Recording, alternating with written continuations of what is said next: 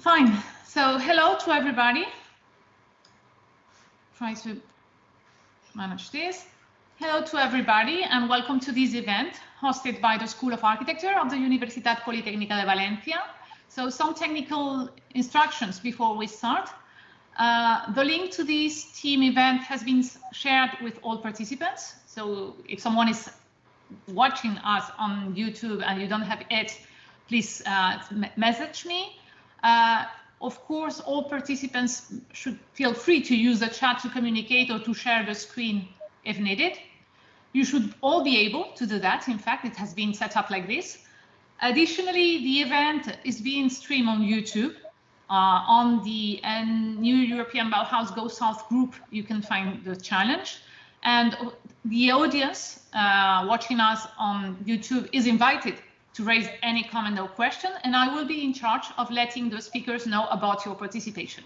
So please note that the event is being recorded, and don't hesitate to contact me in case you disagree with this fact, okay?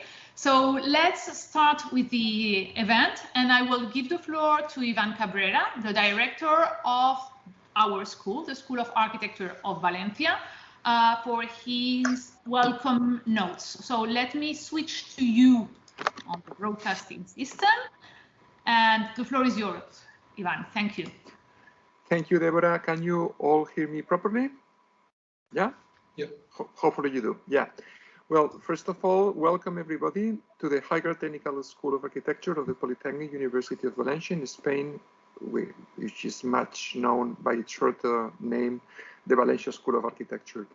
And this is a virtual meeting, but well, hopefully in the future we will be able to welcome all of you here physically.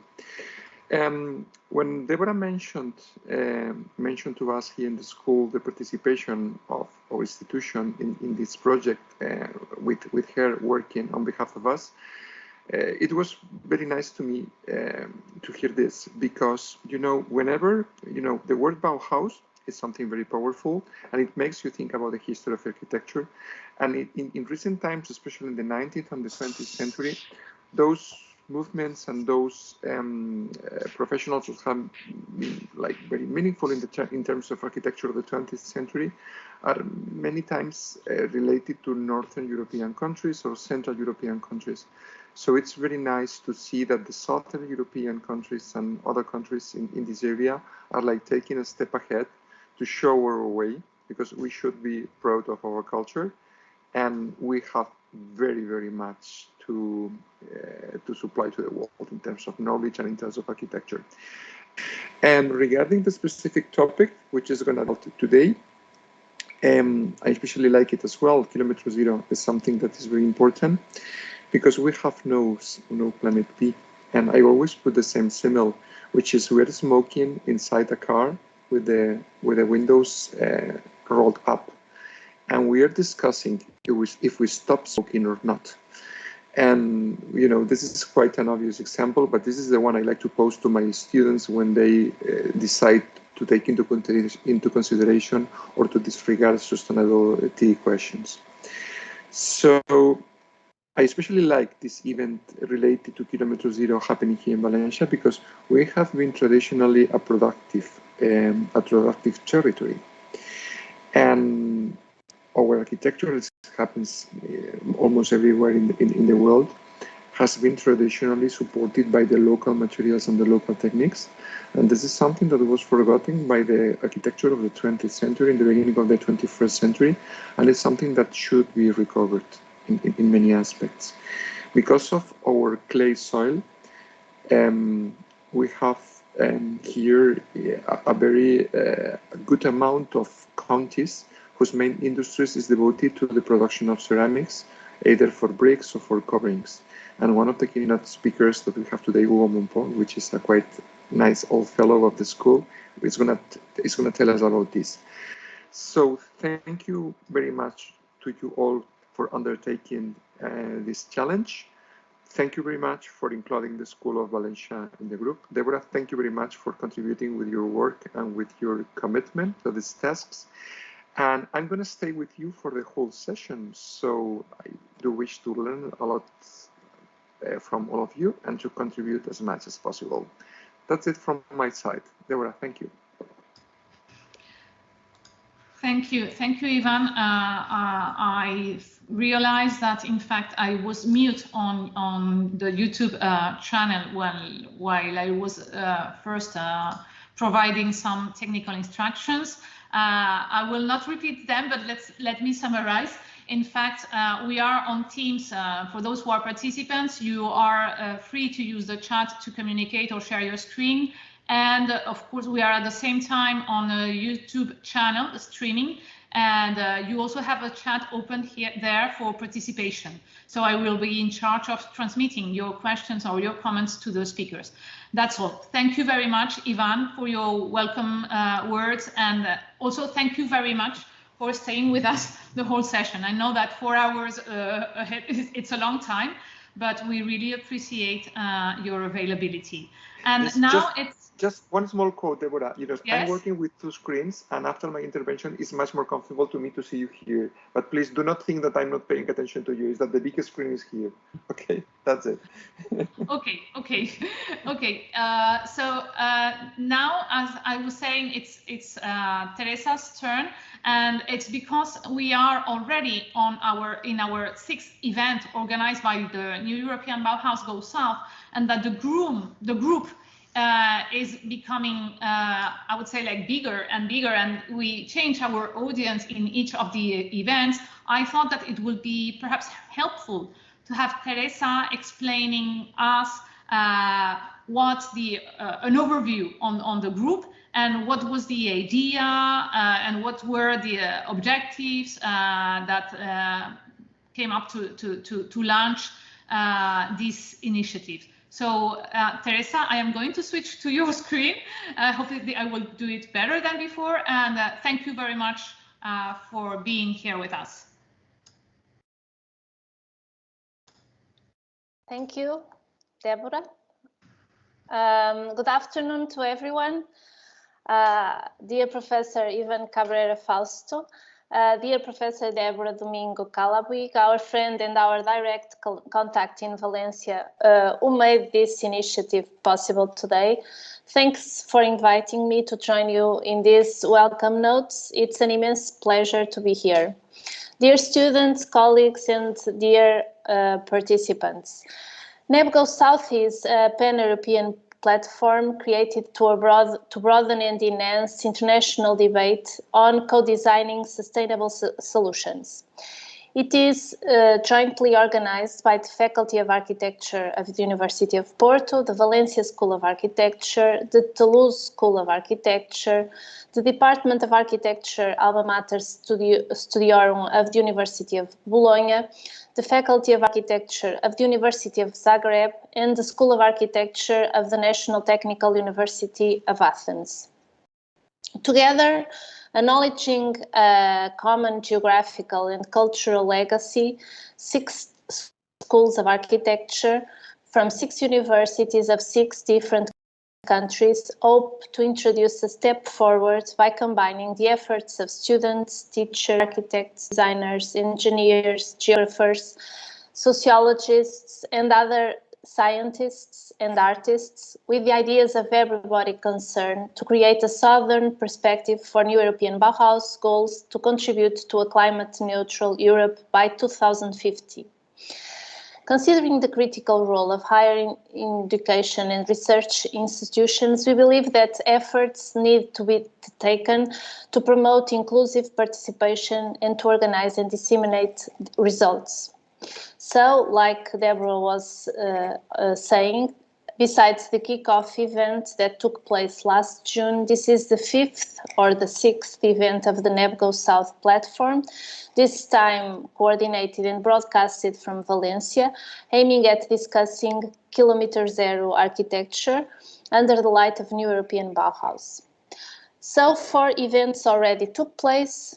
The first one, designing with landscape in Athens. The second one, the question of housing. And the fourth, the meiotics of the city in Bologna. One more event will follow in Toulouse under the topic Geo-Biosource Architecture that will take place in January. After this monthly event, NEB Go South will conclude the first phase of the program already announced, a set of architectural design workshops or blended intensive programs happening simultaneously in our 6 countries and putting together students and teachers from our 6 architectural schools. These, then after these workshops, it will be time to do a status report or the state of the art and make available new publications that summarize the discussions held and conclusions reached during these months of intensive work.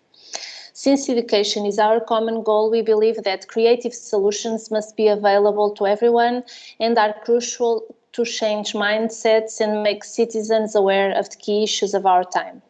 So we believe we are addressing key issues of our time. We are learning, and we hope to keep on learning how to co-design and build a more sustainable, inclusive and beautiful environment, recognizing the decisive role of education necessary change. So today the topic is Kilometer Zero architecture. The Kilometer Zero architecture is a concept that, within the possibilities offered by the market and the environment, tries to solve material needs by going first to resources found in the soil itself, and as a second option to companies as close as possible to having an environment duly certified friendly for all. This reduces the ecological footprint by reducing the amount of fuel needed to move materials. In addition, it promotes local development and uses techniques and materials traditionally used in the place where the building is located. I'm sure the impact of innovative and sustainable on the valorization of cultural and material resources of territories will be addressed along with the idea of sustainable buildings following efficient vernacular principles, among many other ideas. So I'm sure we will all learn a lot today. I wish us all a fruitful afternoon. Thank you. Thank you very much, Teresa. Thank you for the overview on the group, and thank you also for introducing a little bit the topic of today's discussion. I just would like to add how do we came up with this idea a little bit in our first meetings during the month of September, and we were reflecting about the initiative New European Bauhaus in general and how to make it locally in a global consideration. So with this famous a statement, beautiful, sustainable, together, we thought that how it was our responsibility to try to transfer this local acting to the schools of architecture, and of course this idea of the circular economy came up, and because the concept of Kilometer Zero is being more and more relevant, we wanted to focus during the whole event on it and try to have a conceptual definition. I guess that, as in many other countries in Europe, the concept of Kilometer Zero has come together with the slow food movement. So first time in my case, first time I heard about it, it was like restaurants that wanted to promote local food, the recovery of local cuisine, and were committed to the economic regeneration of their locations and then generating new business opportunities. But some recent studies have used this term in the field of landscape design, urban planning and architecture, and thus making a conceptual leap that could take the philosophy of Kilometer Zero to all creative scale. And this conceptual leap is what we want to unveil today by opening up the discussion to different dimensions. So on the agenda, we have 2 blocks to address this afternoon. The one is composed of 2 lectures that will be showing up the conceptual definition of Kilometer Zero, but also some study cases. And the second part of the afternoon will consist of a collaborative workshop in which we will be actively discussing and sharing different points of view. So I will not extend much more. We are like very on time, I think. And I would like to ask you to stay tuned, to encourage you to participate. And I will start the agenda by introducing our first keynote speaker, named Javier Rivera Linares. So Javier Rivera Linares is a PhD architect by the Universitat Politécnica de Valencia. Currently, he is teaching architecture at TEU Cardenal Herrera University, both in bachelor and master's degree. He has been invited lecturer and jury member at different universities. He's author, together with Enric Valle, of the book Kilometre Zero, Merging Public Space and Landscape, published in 2020. So he's also membership in the editorial team of the Paisea magazine, international landscape magazine, that has been published from 2006 to 2019. And in the professional field, he began his work activity as co-founder of the firm RCR Arquitectes, and where he developed both building and public spaces. He is currently a co-founding partner of La Paisageria Collective since 2017, developing awareness-raising work on landscape, public space, and citizen participation. His work has been recognized with different awards and published in various specialized media. And I am switching to his channel so we can broadcast him. And Javier, thank you very much for being here. The floor is yours. I have not checked with you how you can share your screen and watching you at the same time and your shared screen, but I guess I will manage. I don't know. Go ahead. Thanks. We will see. We will see. Okay. Thank you very much. So I would like to start again thanking the New European Bauhaus, especially as Ivan said, for this initiative of going south, to giving an opportunity to show these particular approaches from our own culture, identity, landscapes, where I think it's really, really interesting. Also, the organization of the event, it's Universitat Politécnica de Valencia, and especially for inviting me to share this research or this lecture with all of you. I'm going to try to switch to the presentation and see if it works.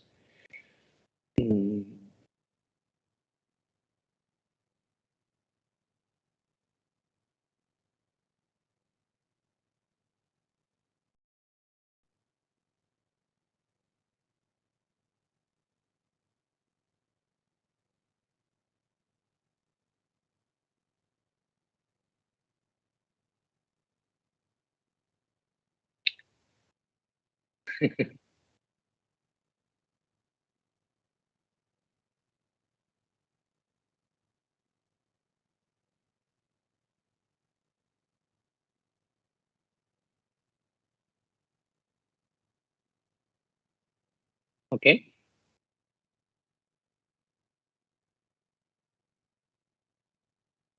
Yes, please.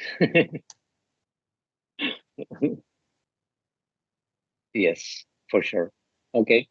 So thank you very much. So as I was saying, the special thanks.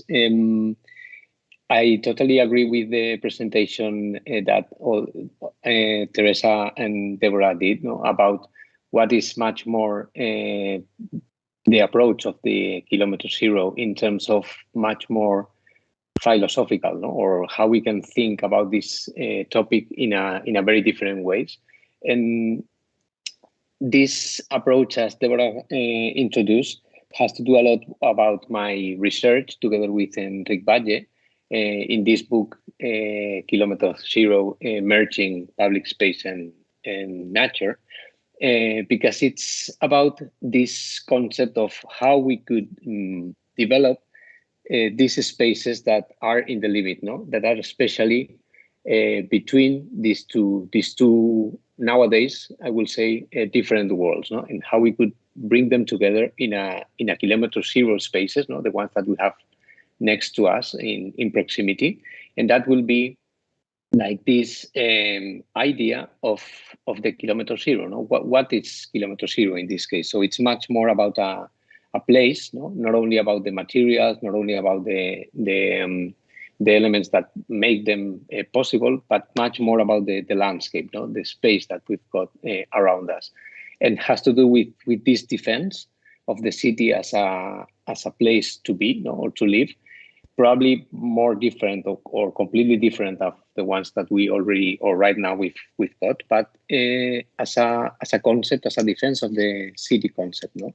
Also about the defense of the public space, of this common space where we live together, where we find each other. So it's a kind of kilometer zero in this way, and also a kilometer zero in terms of a metropolitan scale, no, of these two worlds that need to merge in a very different way, and we would like to live in this kilometer zero, no, where these actual merging spaces become a place by its own, no, and they are linked between all of them. So it's why this is zero, no, is you have the next one next to it, the zero, the one, the two. So it's this idea of living in one that is connected and merging between city and countryside or nature. We also started with this kind of decalogue, no, this idea of how this kilometer zero could be, starting to talk about many things that have been already introduced.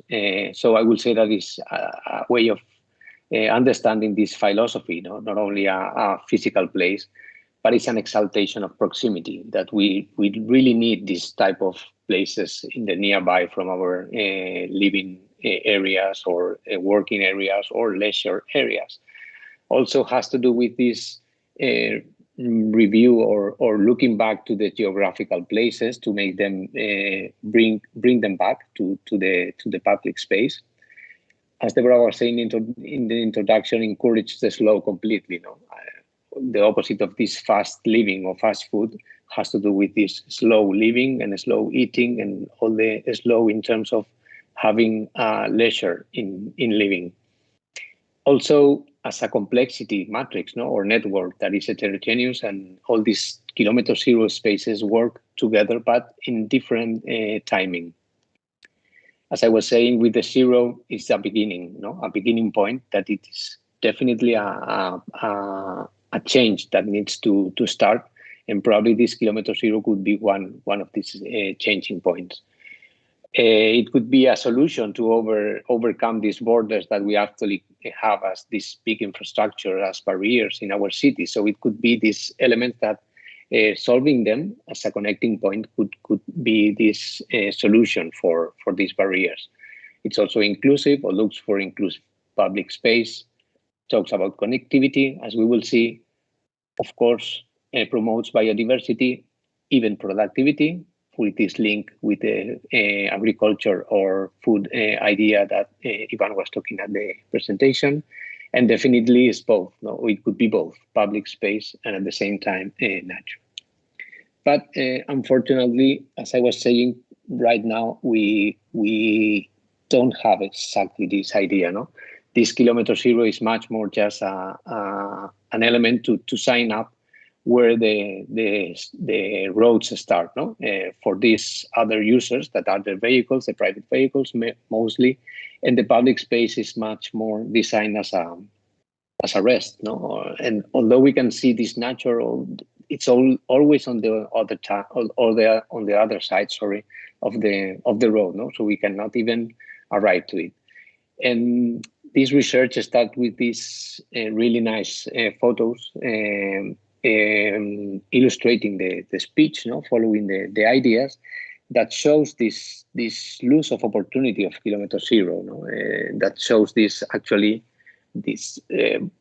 non-quality public space.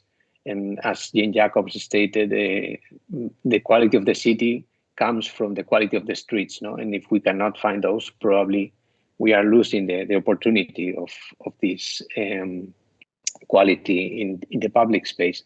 So this sorry, there's a jump there. Yes. So these urban banal spaces, like Muñoz established, joining these two words, that probably they could be from anywhere instead of this Kilometre Zero idea that we were searching for, trying to create spaces that have to do with for who we are.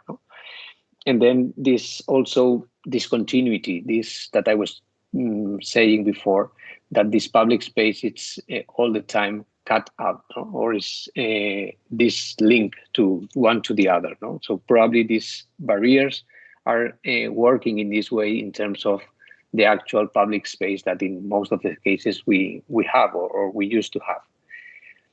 The other wall, or the other part of the playing board, that it will be this nature, not the countryside.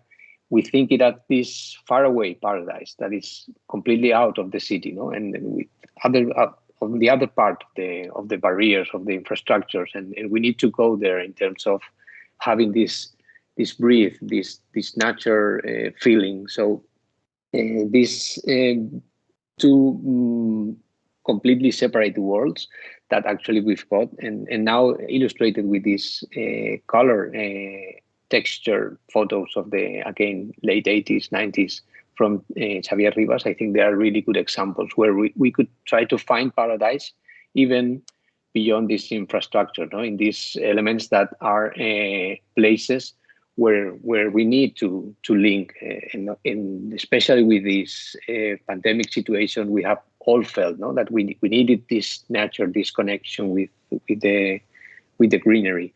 So this physical separation between a countryside and city also links to this idea of the city as the gray, polluted, dense concept, while in the other side, far away, we could have this greenery, these open spaces, this health, this nature, and it's a pity, because probably we need to try to make these elements link in another very different way, try to make this public space give them quality in a very different way. But at the same time, these new ways of cities development, this periphery, probably as Solá Morales quoted with this terrain bag, could be these spaces for opportunity. This is scenarios for develop these Kilometre Zero ideas that I'm trying to introduce. That could be this limit, and now with these photos of Sergio Belinchón, that they are at the same time scaring but also attractive, talks about this other concept that could be developed there, with this expansion of nature or this linking in a very different way. So with these perceptions of the two worlds and the opportunity of the scenarios, I jump to the next part of the lecture or the speech, and there's where we could start to introduce this Kilometre Zero idea with this merging, public space and nature, and all this part of the lecture is going to be illustrated or reflected by these landscape architecture projects, all developed here in Spain, that I think they work very well in terms of trying to introduce what I would like to explain of the Kilometre Zero idea. Like, for example, with this Valle Trenzado in Elche from the Grupo Aranea, that merge these two spaces with a whole space that would be a Kilometre Zero. The whole concept of the merging, it's structured in four ideas, I will say, that show what we could look for in terms of this Kilometre Zero in the scale of the metropolis, or the scale between countryside and city. The first one will be this flowing through the metropolis, but flowing not for the private vehicles, much more for the pedestrians, other speeds, mobility, sustainable ones, that need to jump through these barriers, through these walls, and become a continued space, no, a permeable space, as David Magin talked about with this ville passant, no, where we need to find these spaces, these kilometer zero areas, to try to link them and join them.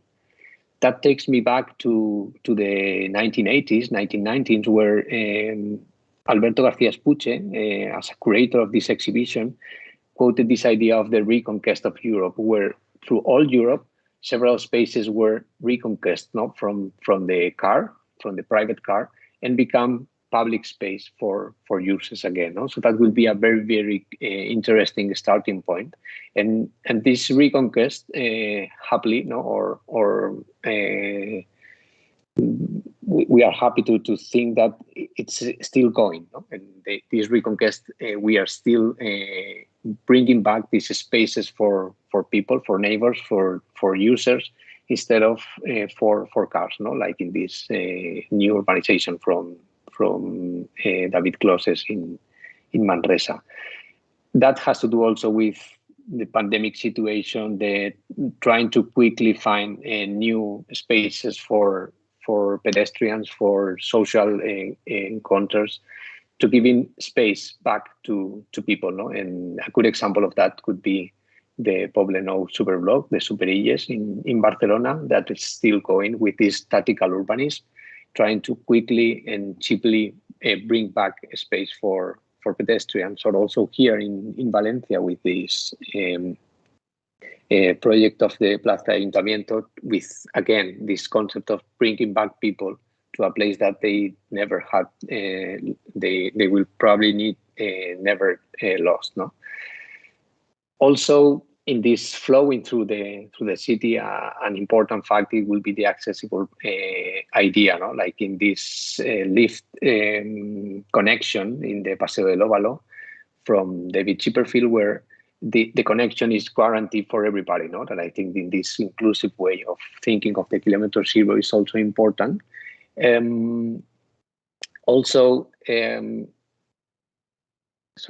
As I was saying, thinking of other type of connections, pedestrian, slow speed, new mobility, sustainable, no, where we need to merge the different spaces for these other users, no, for these other ways of moving around the whole metropolis, not only thinking of this quick speed, private way of doing it. So that would be another way of linking Kilometer Zeros, no, as a new Kilometer Zero space. Or this idea of trying to find as much space as possible, even through the roof of some buildings, like in this Pastepot in Barcelona, where all spaces that can bring into this new network of flowing through the city could be really a welcome area to try to promote this flow of people, flow of water, flow of energy, or flow of other species, given these reserve spaces for them. No? And that links very well for the next concept that will be bringing back biodiversity, no? Working as a network that needs to give the opportunity to bring back to the city in this case. So we need to learn a lot about the countryside and rethink about these ideas to bring them back to the city. No? And this is definitely one of them, no? Creating this complexity of elements that could provide the enrichedness of the biodiversity. We are, I would say, monoculture, no, single crop farming development in all aspects, not only in terms of greenery, in terms of culture. We are becoming mono or single crop users. No, so we need to make this complexity and make the biodiversity growing back to the cities, and that is making possible different, I would say, any chance we've got to bring back greenery, you know, because they will go working in this system as this stepping stone, no, like these military points that Richard Foreman established, that could be just a helpful area where these other species could develop, no. So this, I would say, it's a must, no. Also, as I was saying, going back to this existing geography and bring them back to their own sense, no, and creating, for example, floatable intermediate spaces, no, like today. Now we've got this big problem of floods going around just today, actually today. So we need these intermediate spaces based on the geographical resources to become these filters between nature and cities, like in these riverbed banks in the Gallego River in Zuera.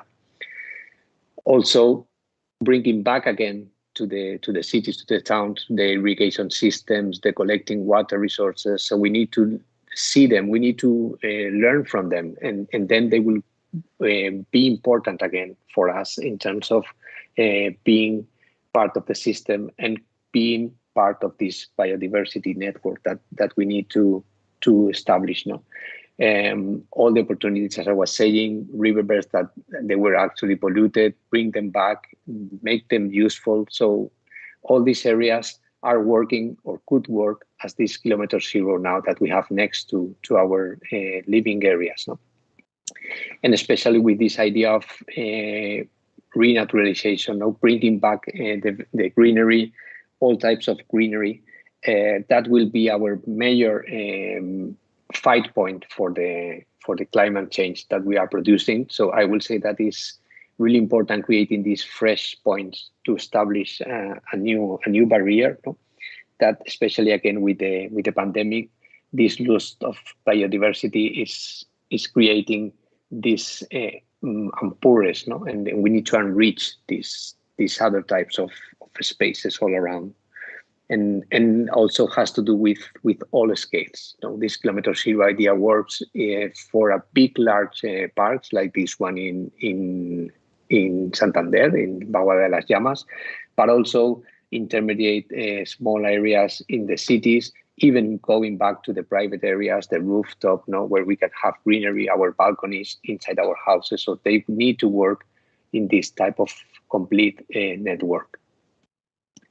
The third point will be a little turn on that and going back to the most clear idea of the Kilometre Zero, no? That is this productive way of approach, and has to do with these productive cities, no? That work in a very good way in terms of, again, learning from the countryside and bring them into the cities. No? We can create productive public space. Not only linking with the ones that we've got in our surroundings of cities and towns, that like in this project from the recovery of the irrigation system, that at the same time becomes a public space. So it's a mixture between both of them, but also creating these social areas, these connecting points, you know, these urban gardens that are going to become part of the farming the city. We need to eat our cities. It's going to be a very important source of relating both areas, but at the same time, linking to the seasons. We plant what we can because we are related to our climate condition. We create landscape that has to do with us, that we eat finally. No? So it's this type of cultivating the landscape and eating the landscape in the same way. Also, not only for us, it could be a way of managing all this landscape, all these new areas, bringing up other species again. So very link these two concepts together, no? Biodiversity, greenery, productivity, like in this park in Finistrelles, where the managers of the park are these, or part of them is these ships. No? So it's all connected in this system very interestingly. Also, as we know, the productive areas could become a filter, no? An intermediate land between the actual natural parks and the cities, and bringing them in. It's a very good example of creating this new intermediate landscape as filters, no? Like in this wonderful example of how this landfill was recovered into a new public space, but also a productive one in terms of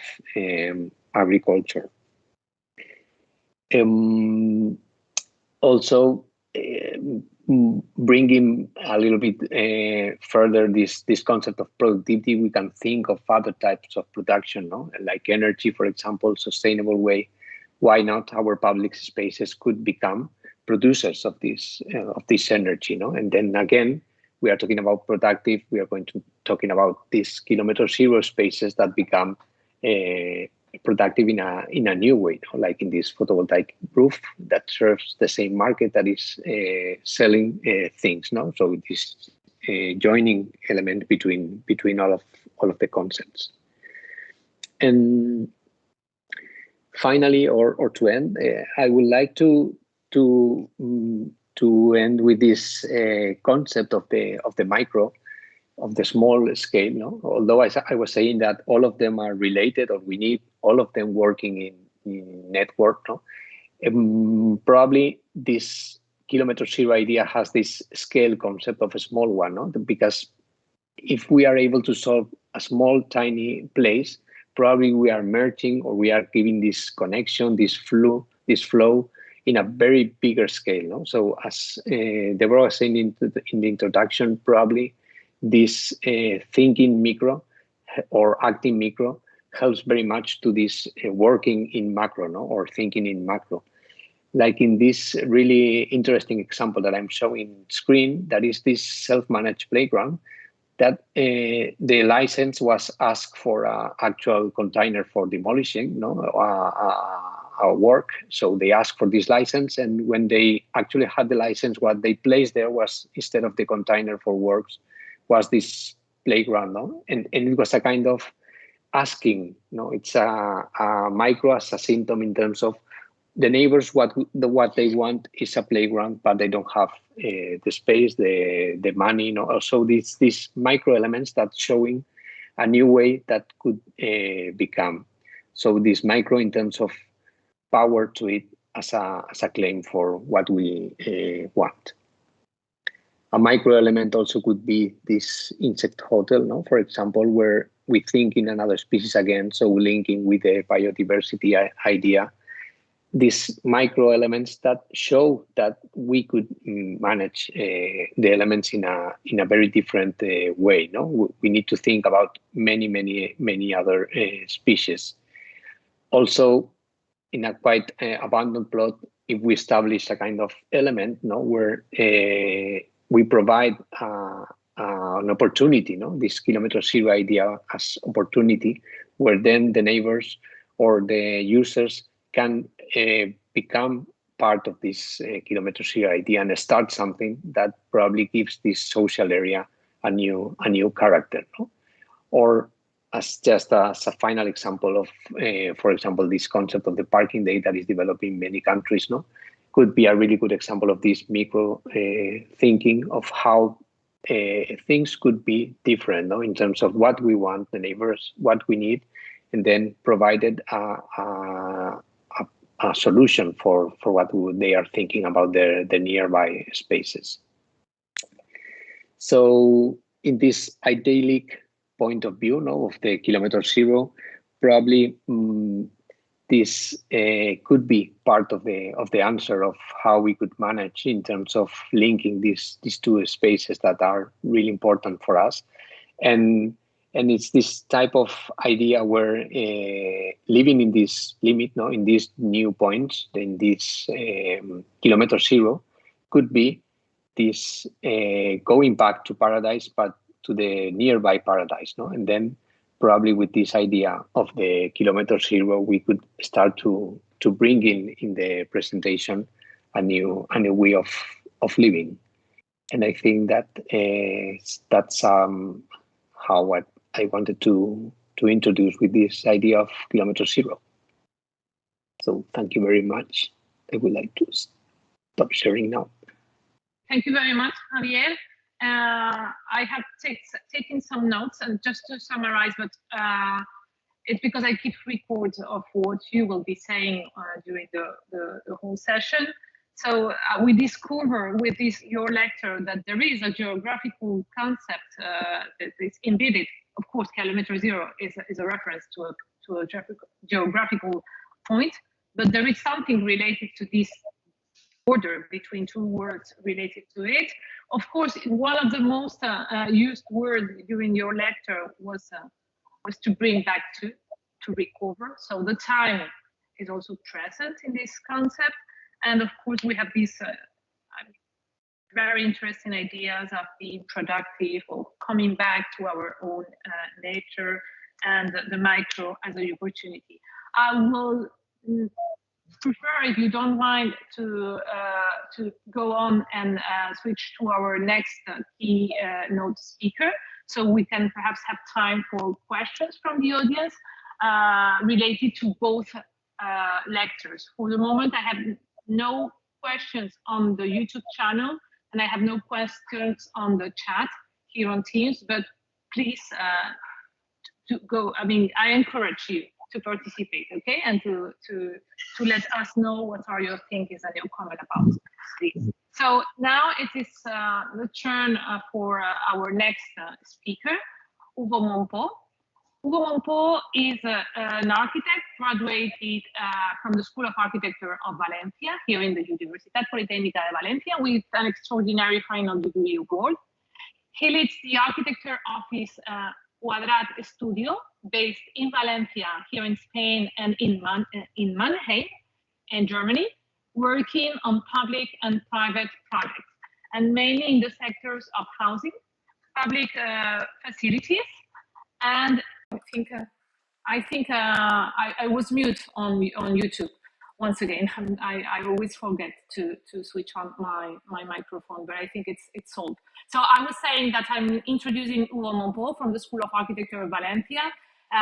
His studio is based in Valencia and Mannheim, and working on public and public projects, mainly in the sector of housing, public facilities, and interior design. His professional experience has also been developed within many national and international studios, with a continuous participation in multidisciplinary teams. Research in the field of architecture and design completes his education as an architect, and currently he's working on his PhD thesis of the Architectural Project Department in Valencia, when he obtained an architectural fellowship and completed the research work at the Bauhaus Archive in Berlin. His work is widely published in several specialized magazines and publications, and he has been recognized with awards such as the Colegio de Arquitectes. It's our regional Office of Architects Prize for the Bullet Sicklery project, and another prize by the same institution for his house in Detra, selected also for the prestigious and well-known here in Spain SFAD Awards, and finalist of the Spanish Biennial of Architecture and Urbanism. Thank you, Hugo, for being here today. Thank you for being available, and the floor is yours, just after I switch to you on the screen. So let's try to do it. Here we go. So do you see my presentation, right? Yes, yes. Perfect. That's important. So hello to everybody. First of all, I would like to say thank you to the team, to Ivan Cabrera, and especially to Deborah Domingo for this invitation today. I must say that for the last 5 or 6 years, I've been almost only speaking German. So you have to forgive me if I use German words without realizing it today. But I'm sure it's going to happen maybe. So the subject of this talk is called Zero Kilometer Architecture. And I'm going to talk about a small project. It's a house made with local materials and with very few resources. So this is not the house I'm going to talk about. I wish it was, but that's a magnificent house made by Aris Konstantinidis. The house in Anavissos represents exactly what the house wanted to be. So there is a house that belongs to the place that seems somehow timeless, and surely made by local people and local materials. And above all, that represents for me a great example of what a Mediterranean house should be. So now we are in Valencia, still in the Mediterranean, and we were commissioned to build a house for our clients. They were a couple with 2 children. And we are here. Do you see my mouse right now, Deborah? Or? Yes, we can. Sorry, I was mute. Sorry. Sorry, I was mute. Yes, we can see your slides. We can hear you. Super. Okay, perfect. So we are here in Vetera, and Vetera is a small town close to Valencia. We used to say there is a place between the mountains to the north and the sea, the Mediterranean Sea, to the east. Here's our plot, and as the house in Anavisos, the house in Vetera comes up as a response to the place where it is located. So all the materials, all the constructive solutions that we used were those that have always been there. So we didn't actually invent anything here. I think it's better this picture here. When we got there, we discovered, we saw that the surroundings of our place had no special interest.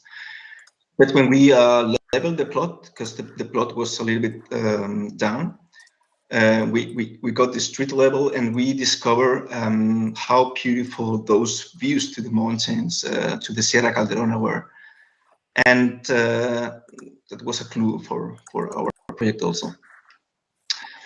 So what we did was we placed the house to the north of the plot, looking the mountains, and we so this is north here, and we blinded the house. We didn't anything here to the street, and we gave the complete open space to the south, to the sunny side, where we located the pool, this here, and that small storage unit, and the porch as a transition in the interior. So the plot was around 500 square meters, and we were allowed to build a minimum of 125 that we use entirely for the house. And as I said, so the house is resolved with very few elements, but achieving an optimal climatic comfort, doing almost nothing. So in the interior, we see those 8 elements, equal spaces, divide with those sliding panels that connect. They are connecting also the spaces with each other, and creating a flexible, continuous and horizontal space in the interior. We will see after the pictures.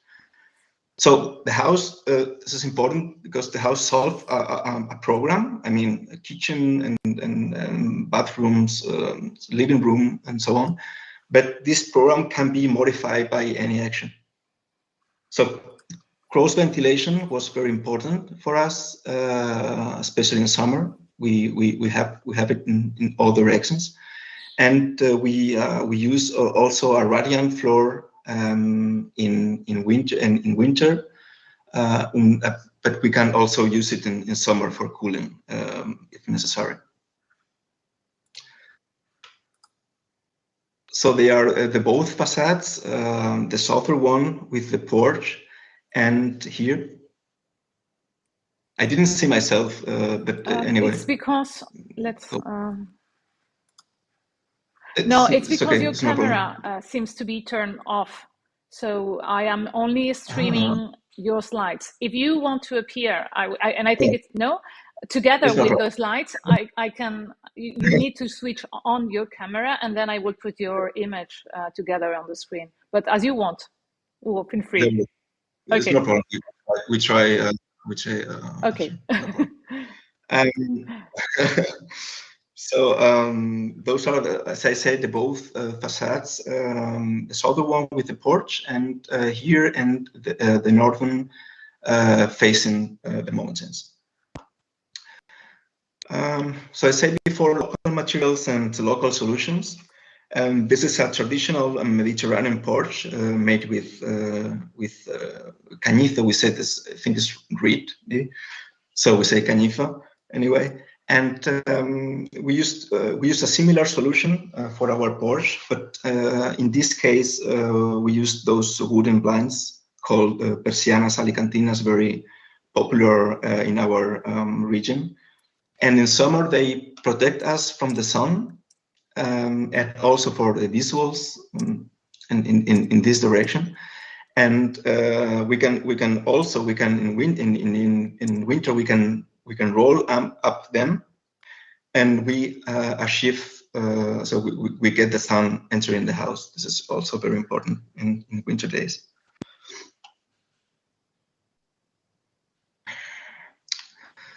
So this is an image of a traditional Japanese house that tell us what we wanted to achieve in the interior. Not only because those sliding doors or those flexibility of the spaces, they are also very important, but also because of the this interior atmosphere, shadow than in light. That is also very important. And a picture by Mariela Polonius, our photographer for that project. But those pictures, those images, sometimes looks brighter than actually is. So it's more in shadows. So, and I have entitled this talk "The Whole for a Part," because that is exactly what the house is. So through a very small part of the house, repeated many times, we can create the architecture that to realize. So this piece was the brick that we use to build the walls, and also was the piece made of terracotta piece that we use for the pavement. So those were entire pieces. We didn't cut any of them, and that was really very important because they generated zero waste material at the construction phase. Saves, we got also saves in terms of fuel, transport, logistics, and so on.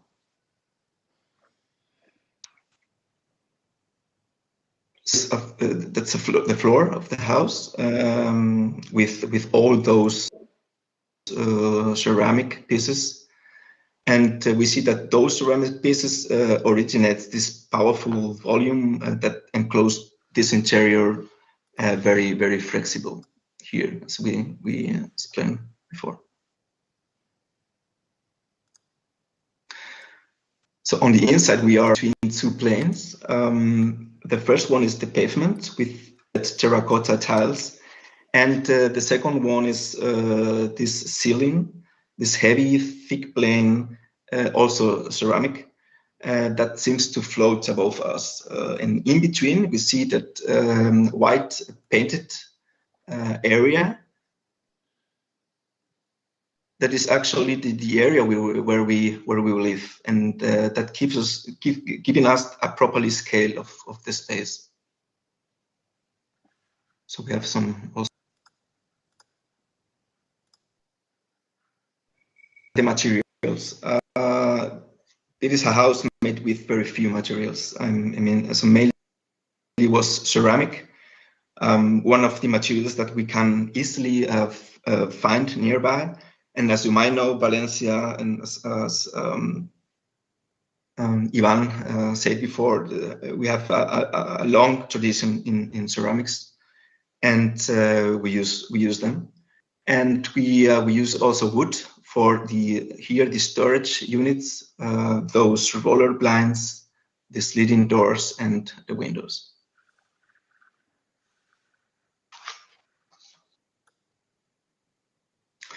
So I would like to point out how important for us in this project was the idea of craft-made.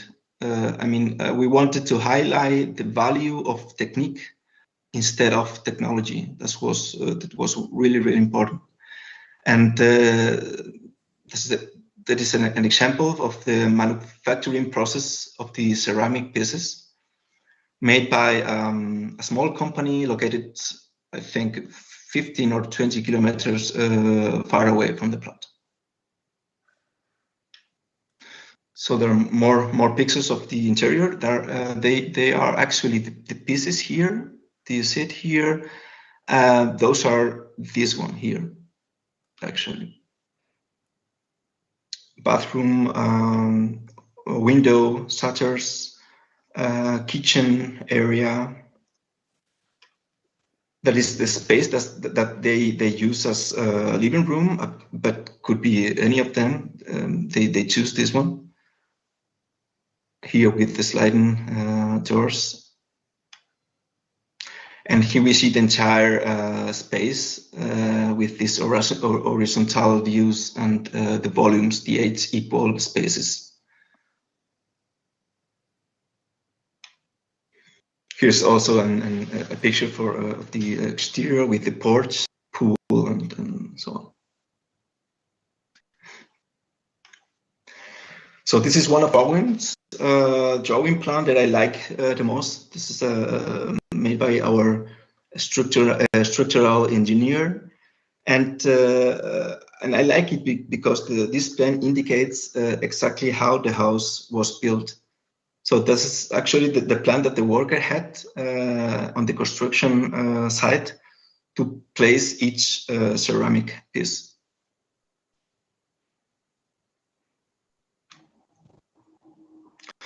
And how important was also the value of the detail and the precision in construction, because what was not easy to fit each piece exactly in this position, but that was very important. So we see here details and the each piece in this joint, and that was a little bit crazy, but has worked. So the entire process of the project took us a very long time until we reached the solution.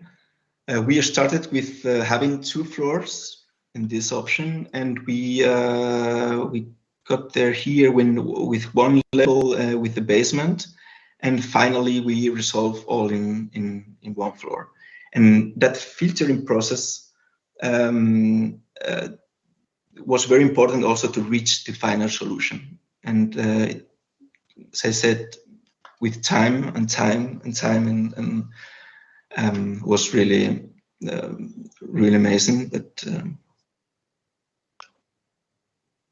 those are the material tests for the of the first time. So here we see the valves, the ceramic pieces, the bricks, and so on.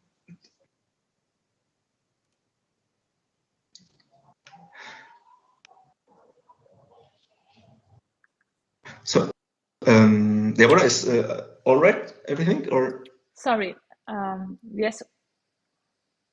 It's okay, I didn't see myself. So it's because your camera is switched off. Okay. I know, but it's but we are enjoying very much your images. Okay, perfect. Okay.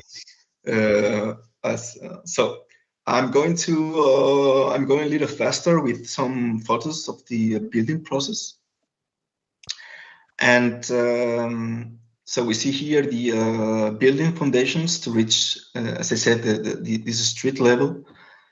And we see here the frames for the windows.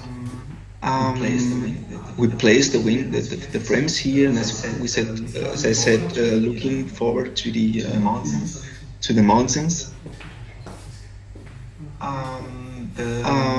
The beams that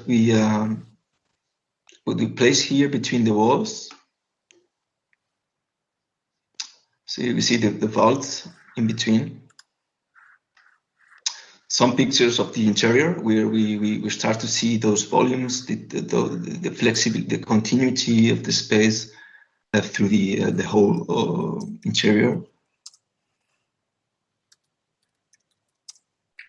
the wall here, and also here the porch, and all the pieces that we used here. From the interior towards the pool.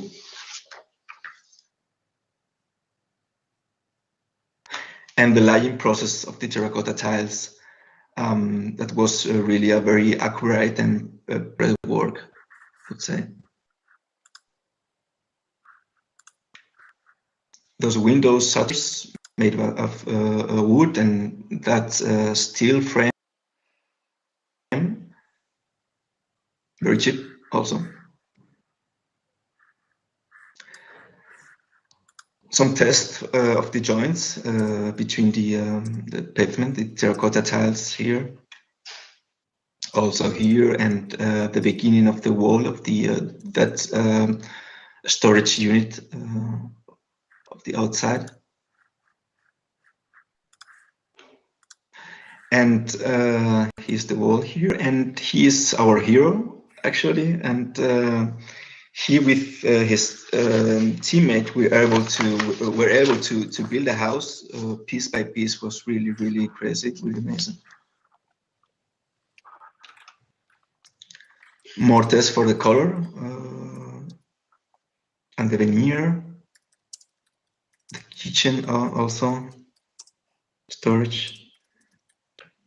Those wooden roller blinds at the outside, and they were 3 meters high.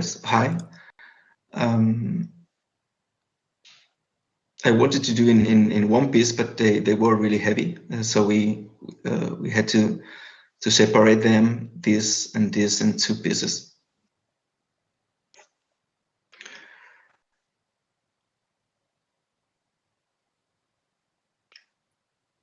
That's an image days before finishing the works. Those rush hour, everyone was there,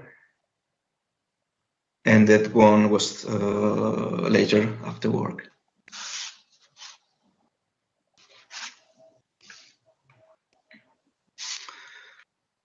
So I'm finishing right now. I would like to end with a quote from Aulis Blomstedt, and I'm reading it, that says, "The capacity to imagine situations of life is a more important talent for an architect than the gift of fantasizing space. And we believe that there is nothing more rewarding than seeing life within built architecture."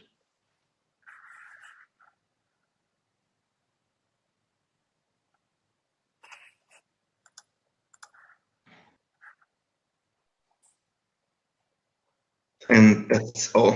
Thank you very much. Thank you. Thank you very much, Hugo. It was really nice to see these images and this wonderful house. Because you stopped sharing your screen, I will try to switch. Would you mind opening your camera, also Javier, so we can have a, thank you, so we can have, yes, we can have a conversation. I mean, we can perhaps have some questions from the audience, or let's see how I manage this.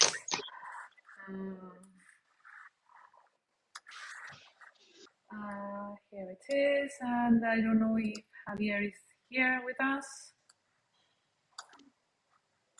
Yeah. Are you? Yes, the problem is that, well, it's a completely messy situation on the YouTube channel, as always.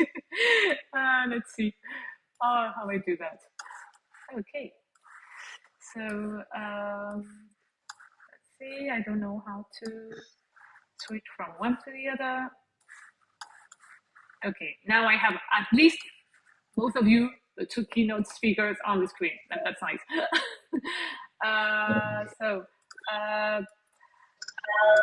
I don't know.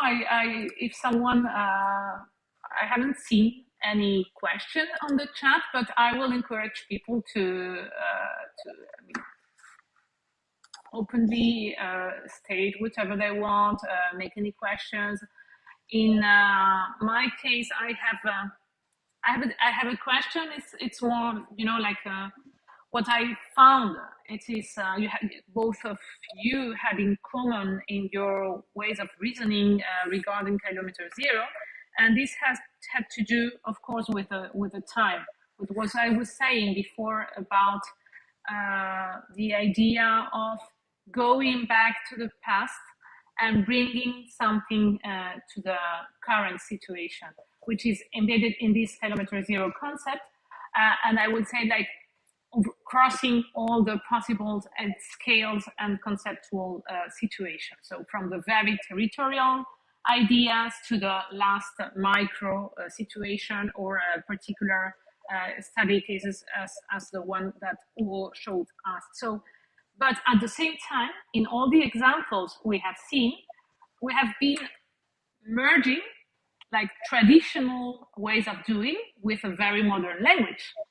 Okay, so this is something that it's in your house in Vetra, Hugo. So of course, I have the impression, you mentioned at a certain moment, it took us a long time to build the house, and it took us a long time to have the idea and make a project, because I wonder, in fact, I realized that it took you a long time, also a long time to learn all you needed to learn to build such a house with this whole with this part as a whole. And because there is some, like, you know, we saw the working man then, and it took you a long time to learn to see how we could manage with this material, how to use it, etc. And the same applies to all the examples that Javier has been showing us with this idea of you know, like in the situation in Elche, also in the bridge, there is like a traditional way of doing in the terms of linking one thing with the other, and yes, like remaining a little bit rooted on the nature scale, etc. But at the same time, with a very modern language. And I would like to, yes, to perhaps make a reflection on that. How is it possible? And until which limit do we go on with tradition recovery, and from which step should we walk on, you know, should we walk forward in terms of modern language? Perhaps I was not clear enough, but I hope you understood. Javier, would you mind to start? Or? Okay. Yes, no, I think it was clear. I totally agree. I think this is the main, or one of the main key points. No, we cannot go further without learning from the past. No, it's not just trying to invent, as Wu was saying. No, we didn't invent anything, and I think it's really nice the way of how he explained it. No, it's just much more about learning, but then do it by your own, no? or this reinterpretation about how that was established. No, I think it was Le Corbusier who said that we need to learn so much from the past. No, of course we need to do this modern interpretation. We don't need to just copy, but it's much more about we cannot go forward if we don't learn. And in the case of or my approach in terms of the relation between city and countryside, that is totally in that way. No, probably we need to learn a lot about this countryside, how they established, how they manage with the views, the climatic conditions, no, as Hugo was explaining for the houses too, and then bring them back and try to not use of such technological issues. No, in some cases, much more about this way of understanding how we were living together. No, so I think it's much more that way of learning from the past that I think it's important. I'm totally agree, Javier. I mean, learning from the past is we must. This is a must for us. We need it. In our case, was really interesting because we didn't. For us was very important our economic resources for that project. And when you don't have a lot of things. You must think, and you need time. You need time, and but I mean, that was a part of the project.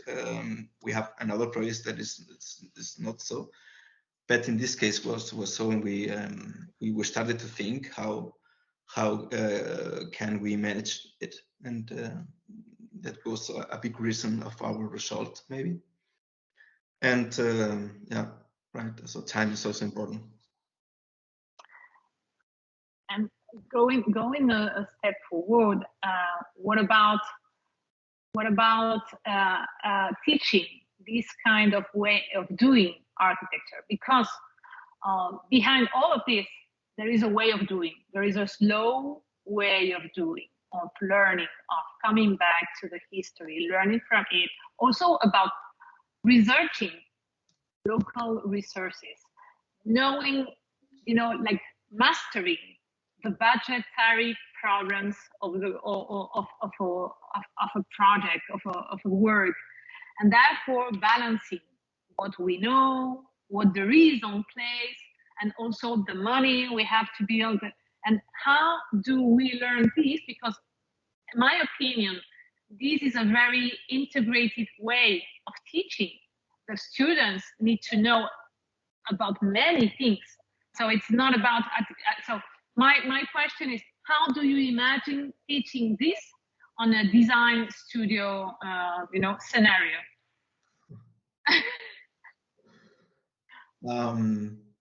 I would say that we can do a really good architecture without many things. We don't need many things. We need to think. We need to think and to learn.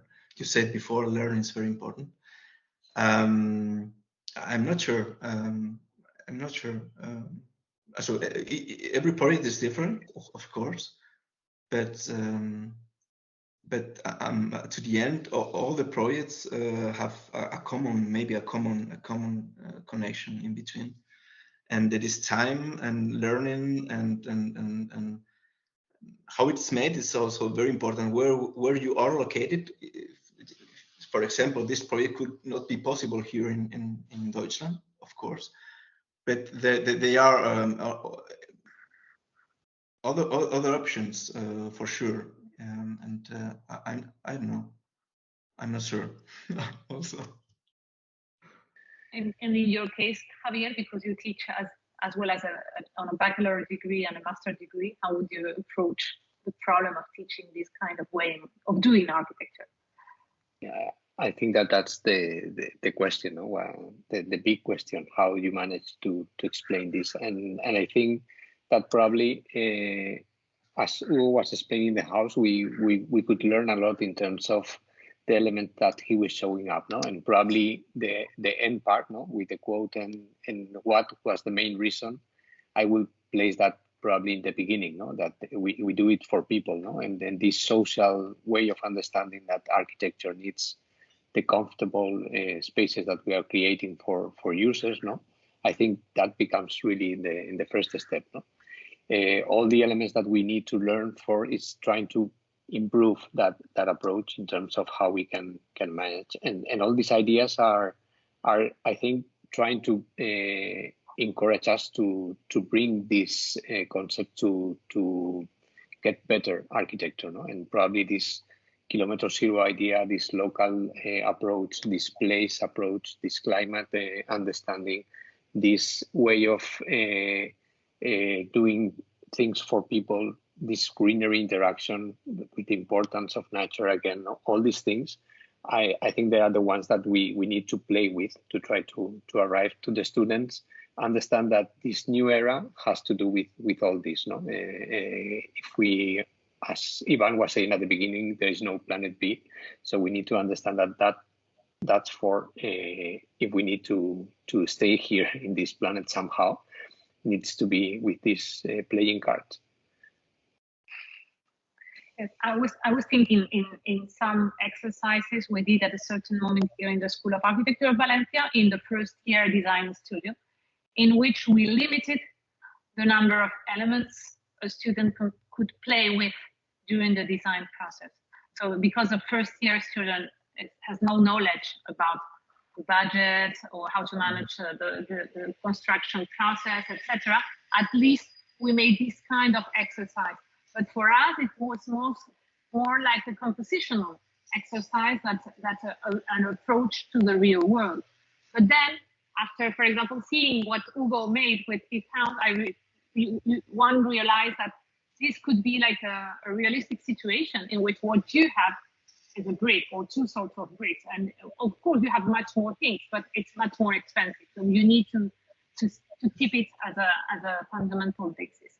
And of course, I'm imagining that, in fact, this could happen every year. Something for the very first year, this kind of very short exercises in which we could be like teaching how to manage only with limited elements, but then also at the end, at a master degree, like a long process in which you reflect, you research on the piece of land you are acting, and this idea of also of landing in a more wider context. I mean, in a wide context in which you are learning from local resources, but only local knowledge and very particular things that will define your final product are all related with this Kilometre zero. Also related, I was making the approach with the food, also is related to the slow food. I mean, in fact, because you take it as a slow process, as a short process. I don't know if you want to add something more. In fact, we have still time for more questions, and I don't know if the audience would like to ask something. No? No? Okay. So just a last question from my side. How would you do to, I mean, we've seen the example with the house. We've seen the example with, with territorial and urban scale.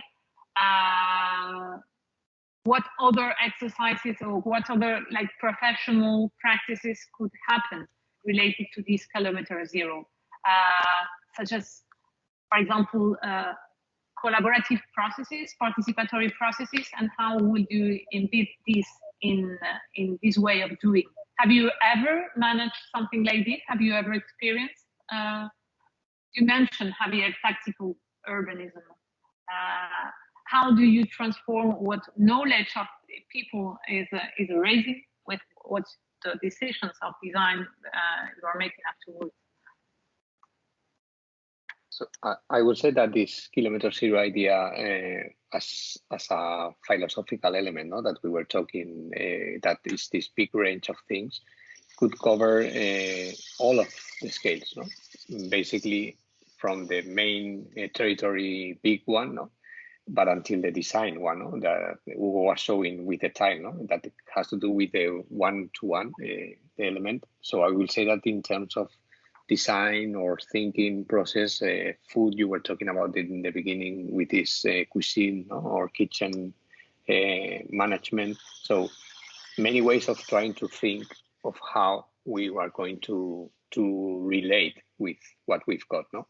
As a complex idea that goes over all the scales, and I will say that probably all of the approaches.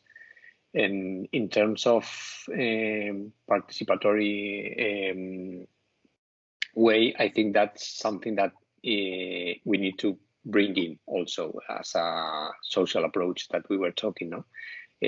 When we design, as Hugo was explaining, for a private client, no? We know who they are, what they need, what all these things, no? But when we talk about these public spaces, then that gets much more diffuse. And then I think if we are able to bring in these people, these neighbors, these actual users, and start to decide with them how we can manage all of this, definitely we are winning. No, it's a way of understanding much more how that's going to be used, for what purpose, what they actually like or dislike, no? And then that guarantees much more the exit of the success of the procedure. So I would say that in this case, again, it's totally welcome. And Hugo, in your case, did you have any experience regarding participatory processes or any other, even, and I don't know, perhaps in Germany, that because you are switching between Spain and Germany, and perhaps we can also. In my case, you said, Deborah, how important is the knowledge of the people, and for me was actually that. As I come to Germany, I try to stay close to the people. They can teach me something, and that situation, I think, for me, is every day happens. That I try to learn from the people. They know more than me, and I think this is. Evolution. This is normal, and if it's called Kilometer zero knowledge, I think this is normal. This for me happens every day. That's nice to hear about that. I explain myself, but it's so. Yeah, for me, I mean, we have one question from Zhao, who is waiting. But for me, for example, this idea of participatory process is so natural and so logical. But the problem is how to transfer this knowledge you collect from them to a real design decision. You know, but this is another topic. So perhaps Zhao Pedro, who is with us, wants to. I'm sorry. Hello. Thank you very much. No, thank you very much for cooking up. I have a technical question completely different from this to Hugo. Just curiosity, because you have these three levels, let's say, the levels of the windows, and then you have a slab which is made in brick also, and then finally we have a slab. I mean, you have the beams that those beams that are over the openings, and then you have the beams and the iron beams and the ceiling. How did you do these brick beams, let's say? This is a question for our structural engineer. I can explain it, but I'm not. I think I mean those beams, those bricks elements are supported by themselves. I mean the beams at the top, those beams helps, but the ceramic elements are together. That was really the main point of the structure of our project, actually. It's suspended from those. Yeah, they are suspended each other. So okay. That was really that was not so easy to but we need it as concept, and we wanted no elements in the vertical, so we tried it, and was not so I mean thinking it was complicated, but realizing it was really easy. Because it's one of the most incredible things you have in your project is those let's say beams made by brick that define the space, each compartment, but at the same time they are all connected. It's very interesting. And I wonder, how is this on the air? So that's why I was so curious. Sorry. Can you? It's no problem. Can you send me more information if you want? It's no problem for me. Thank you very much for the question.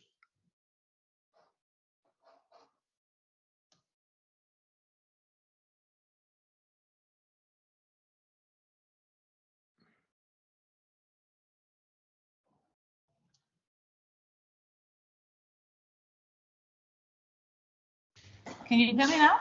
Yeah. I'm sorry. I had a technical problem. Okay, thank you. I am sorry, I have an emergency and I have to just get out and come in. So, Zhao, I lost the last part of your answer. I think if there is no more questions, that we can definitely make a break. So the second part of the session is scheduled as a workshop, and will start at 4 p.m. I think that on the agenda it is set 4:15, but if you don't mind, we can start before and take advantage of the full 2 hours that will remain for the session. So I will change to a cover image right now, and we will be back in less than half an hour. So we can have a coffee break, and for us also a lunch break for us who are organizing the event. Thank you very much, and see you in a moment. Okay? See you. Thank you. Thank you, Deborah. Thank you.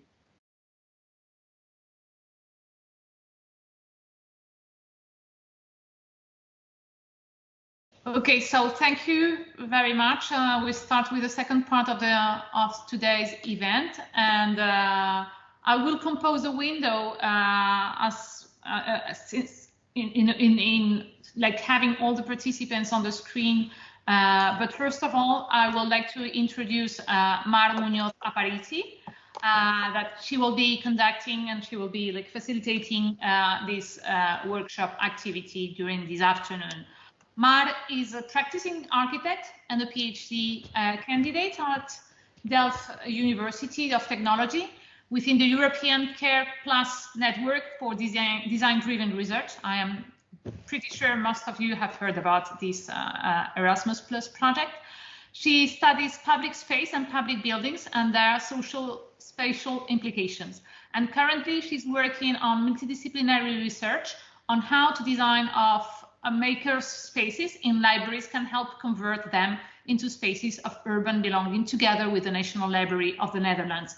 Her practice-driven explorations intertwine with the theoretical elements of her design-driven research, and her professional experience as an architectural designer next to her academic expertise as a researcher and doctoral candidate provide a unique experimental approach, bridging theory and practice. She is regularly involved in public presentations, Care Plus conferences, EPHA's conferences, Urbanist Summer School, TU Delft, and lectures in educational institutions such as CU San Pablo, the university to the one belonged Javier Rivera, our first keynote speaker, and the Catholic University of America. Mar graduated with honors and a master degree architect in TU Delft, with the design of a public building in Valencia, supported by participatory engagement demonstrating its effect on public value creation. So we welcome today Mar, and I particularly thanks her for being available for this workshop. She has many practice also in conducting this kind of online activities. So I'm very sure we will have a very enriching session. Hello, Mar. Hello. Well, welcome everyone. Can you hear me well? Yes. Yeah. So as Deborah already explained, we're going to do a workshop now to kind of ground the lectures that we just had and connect them with our collective knowledge, the Kilometer Zero material that we just discussed about. First, we will map our ideas and conceptions around the concept, and later we will bring them to a visual level. Before we start, we have to do the traditional introduction round, and I would like to ask you to do it shortly, but to also connect your introduction to why are you interested in this topic, if you are, and if you're not, why you're not, and what you could expect that you get out of this session. So I could name people based on how they're on my screen. So maybe Clara could start introducing herself. Okay, it's alphabetic order. Oh no. My name is Clara Val, and I am an architect and also a professor at the Faculty of Architecture of University of Porto. I've been addressing the reducing of impacts in two main vectors. One is from the point of view of reuse and rehabilitation. I think the best Kilometre Zero building is the one that is already here. The other vector is thinking locally about using natural materials, local materials, and learning from the local constructive cultures. namely building with earth and with wood, but also thinking about building as a resource for food production or carbon dioxide retention. As an architect, we have a great impact and in the built environment, as the building we design will be at service without major interventions at least for 3 to 5 decades. So today's decisions will last. But as professors, our impact are greater, for the best or for the worst. In this moment, we can be shaping the next 100 years. So this is one of the reasons I am in this network, and it's a pleasure to be here today. Thank you. Thank you. Maddie, next.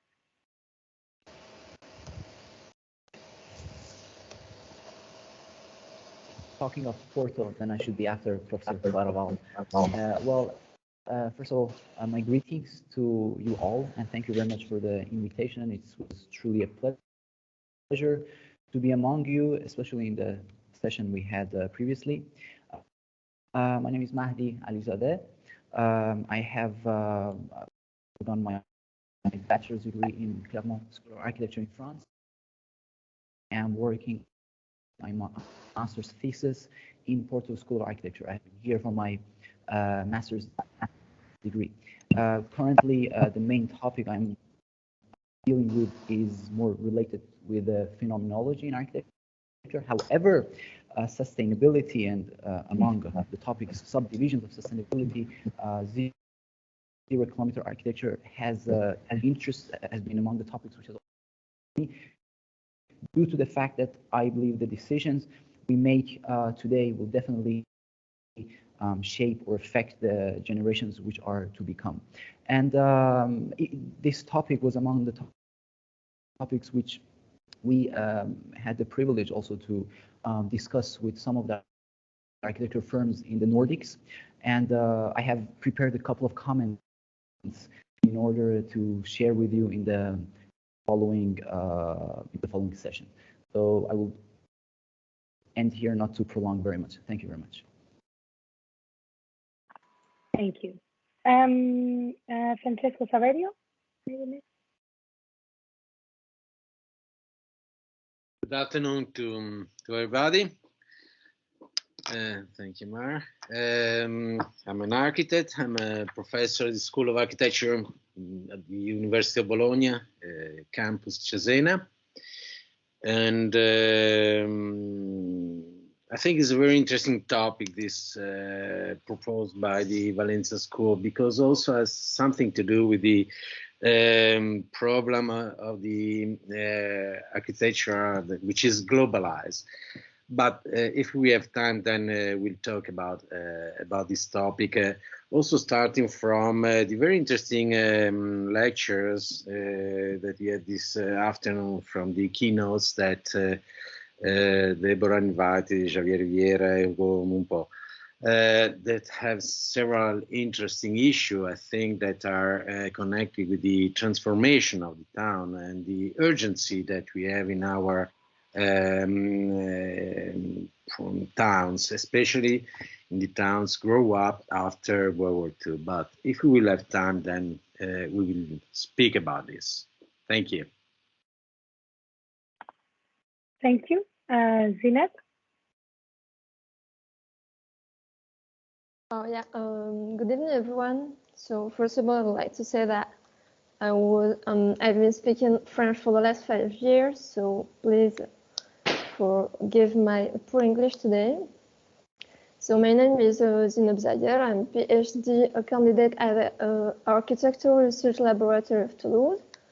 I'm also mason of old buildings, and in addition, I'm supervisor of school work camps, which are organized by the association Castelrock, in order to develop the restoration of a medieval castle of La Roque, located in the Midi-Pyrénées region in France.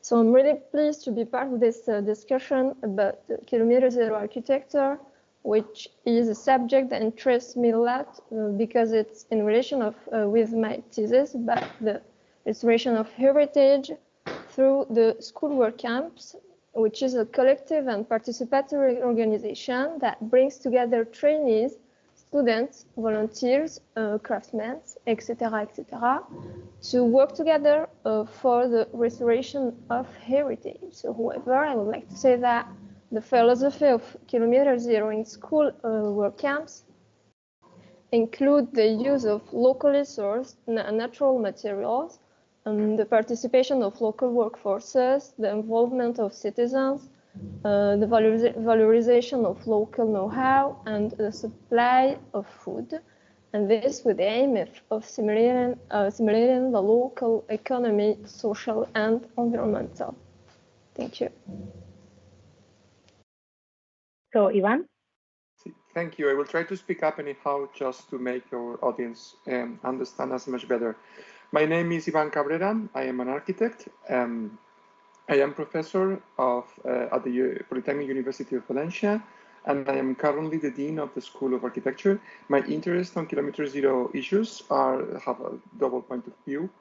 From one side, me as a practitioner, I assume that the best energy, the cleanest energy is the one that you do not use, and the most adequate material is the one that you've got next to you. And from another very relevant point of view from my side is that I am responsible for these people that are responsible of educating generation and generations of architects. And I think that for me as a practitioner, this is very relevant. It should be to everybody. So that's why I like to be as informed as possible in order to implement the adequate policy in the teaching of the school to educate adequately our architects. That's it. Thank you, Matt. That's all from my side. Thank you. Marianti? Hello, everyone. I am Marianti. I'm an architect based in Athens. I've studied at National Technical University of Athens, and I also hold a postmaster's from TU Delft. Currently, I'm involved with the SOFIA program for holistic impact assessment on cultural heritage interventions. And my particular interest with Kilometre Zero architecture is kind of based on my research work at the SOFIA project, where we see locality not only in terms of materials, but also in terms of cultural practices and human presence. Thanks. Margarita? Good afternoon, everyone. I am a PhD student in architecture and design cultures at the University of Bologna, and my research focuses on the data visualization practices and citizen science for the co-production of ecosystem services in the urban scale. So I have a background not as an architect, but as a service designer, and the topic of the Kilometre Zero architecture from my side, it's interesting because I work with participatory practices. So the Kilometre Zero relation was for me interesting because of in the sense of human relation at the local scale. So that's all. Thank you. Elena, you can start. You can hear me? Is it working? Okay. Hi, I'm Elena. I am an architect. I graduated from National Technical University of Athens. I'm a working architect also in Athens. I'm interested in the topic because I'm a working architect and it's a very current topic, very interesting, and we should be ready for new buildings or reusing buildings, local materials and everything. Actually, it's a very current and interesting topic to know and be ready for. That's it from my side. Thank you. Now I see some people that don't have the camera, but I don't know exactly who's going to take part of the break. So if you could just say, yes, I'm here, present, and introduce yourself. If anyone. Well, my camera is switched on, so I don't know. You don't see me? Yes, now yes. Yeah. Okay, great. Should I introduce myself? Yes. Okay, I'm Lorella Memetti, and I am a PhD student at the University of Bologna. in architecture and design cultures. I am Margherita's colleague, actually. I have a slightly different background, as I have a master in interdisciplinary research and studies on Eastern Europe. And actually, I've been working previously in on migration issues, minorities issues, and social inclusion. And my recent interest in design culture is my desire to analyze the project design, new co-design methodologies for strategic inclusion, especially through creativity and culture as tools for increasing community resilience. And this is also why I was interested in this NEB Goes South initiative, specifically for the geographical focus on the Southern European countries, but also for the proposed solution that must be not just sustainable, but I think also accessible and inclusive. Thank you. Thanks. Anyone else without a camera? I see Anna Sopina. Hi everyone, can you hear me and see me? Yes. My name is Anna Sopina and I'm an assistant and a PhD candidate at the University of Zagreb Faculty of Architecture at the Department of Urban Planning, Spatial Planning and Landscape Architecture. And in my PhD topic, professional experience and the teaching in the field of architecture and urbanism, my spatial interest is set on the reading of landscape, where architecture is understood as the structure, the representation, the culture of place, and thus the architecture exceeds the building itself and the influence it has on the immediate surrounding. So when I'm thinking about the 0 kilometer architecture, I think that we can go beyond the materialization of architecture. We can go beyond the principles of 0 kilometer materials, 0 carbon and 0 waste, and where that space and landscape are non-renewable resources, that by reading the landscape, both urbanscape and naturalscape can be respected in order to develop architecture that can coexist with nature and thus contribute in sustainability and resilience. So much for me now, and also from the Faculty of Architecture in Zagreb, here is Ana Mrča, so maybe she can also present herself. Good evening to all. Can you hear me? Yes. Okay, great.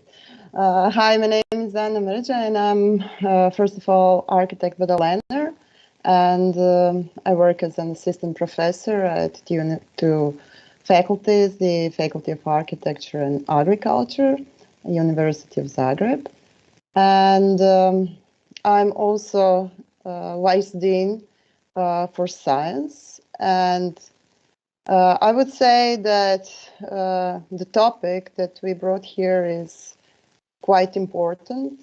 And when I would say quite important, I would say that this is not the future, this is the past already starting. And at the moment, we have to rethink, we have to educate, we have to research the topic, and we have to improve the knowledge about it. And what is really important as an educator to give a space for our students to find themselves and to find why environmental protection, why productive future, why new perspectives, and are quite important in really improving what is the basic, and this is everyday life.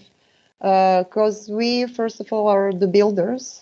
We change the environment, and we need to be really, really, really aware of how is that happening, because sometimes there's no need for change. We have to invest in what we already have and improve it, maybe to show how it really good is. So as a little bit as a reminder of what we already have. So thank you, and I'm really happy to be here. And the lectures that we heard were really good and really interesting. And let us see what will come in the future. Perfect. I see some people that are on the list but haven't talked. So if anybody is listening, wants to introduce themselves, go ahead. And if not, let's start with the workshop. Maybe I see Teresa. Teresa is in the meeting because she was at the beginning at the welcome note, so perhaps she's just following, and the same applies for João Pedro, who is following from the inside and the outside also the meeting. But I mean, yes, I don't think they are participating in the. Okay, then I guess we're complete. Well, we are going to work with Miro. I will send the link. I don't know if all of you know how to use this software. That's not a problem. You can start testing it around. I'll send the link to see if it works. And if somebody doesn't know how to go around or doesn't want to, we can help you. We can solve doubts, or we could even lead you through it. So let me know if you can come in and start testing. The idea is that we will start with the top part with this post-it. So the only thing that you need to do is fill in these post-its. So okay, and also Mar, do you think it will be better if I share my screen, or you want to share it? It's only because we want also this Miro board to be available on this YouTube channel. I will share it, so then I can also bring the mouse to my view. Do you see the board now? Yes, we see it on Teams, and now I'm waiting for the same to apply. I see some people are in already. Yes. And let's see, how do we see this on the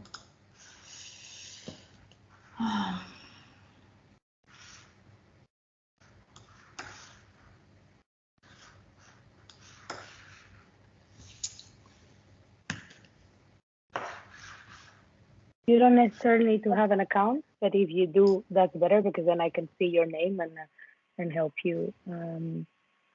I see we're with 8 people. It's very simple. If you want to add something, you type inside a post-it and you write.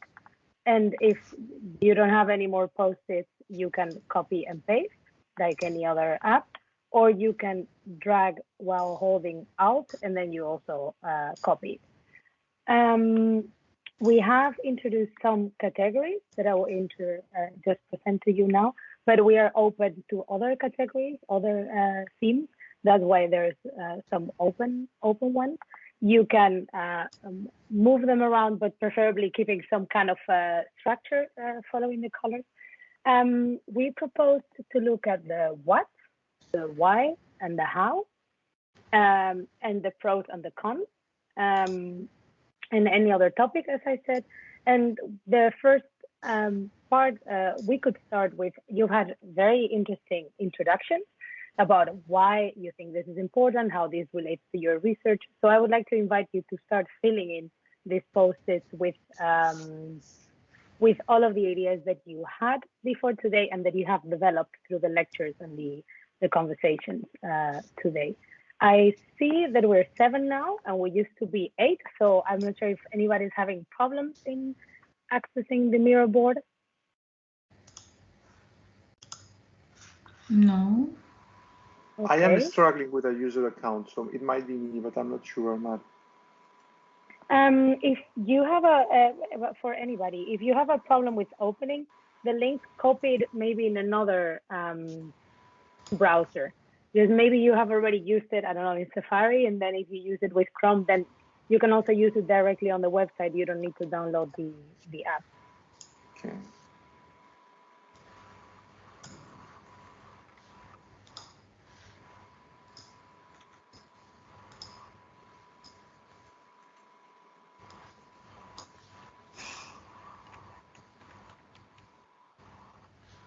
for the ones already in, you could start typing if you want, or ask any question. Now that's. Yeah. I see 11 people now. Madre de Dios.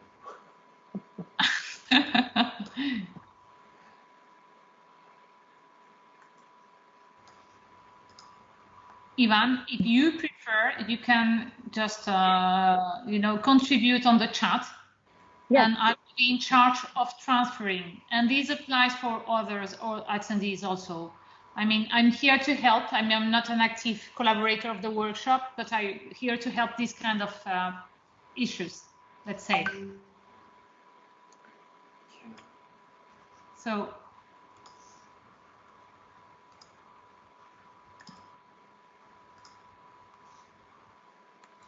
This part of the workshop can be in silence, but doesn't need to be. So if anybody wants to say something, wants to ask something, it's very welcome. Yeah, as we were saying, silence is sometimes difficult in our culture. Can also put music on the background.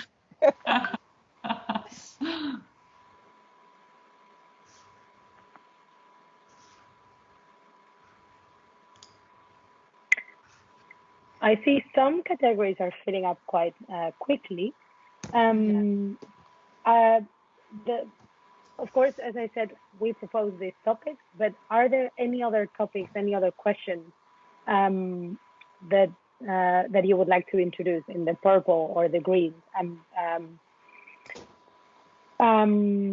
Just feel free. I'm thinking about we're talking what, why, how, but we could have, yeah. I see somebody already taking over. For example, even the who, what kind of partners, what kind of stakeholders should be responsible for this Kilometre Zero architecture? What we were talking about, collective knowledge, and if it's something that should be top down, bottom up, that could be another topic.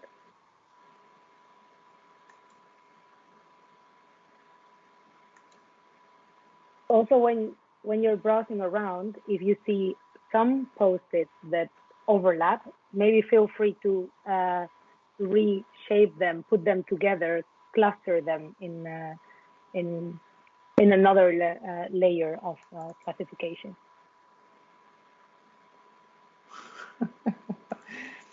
I think it's not just of me being a beginner with Miro. The fact is, Mark, that I'm using quite an old laptop, which I'm still using it because it works okay, but it seems that today it has stopped working okay. I think it's too much for it. Yeah, it's true that Miro also consumes a lot of energy from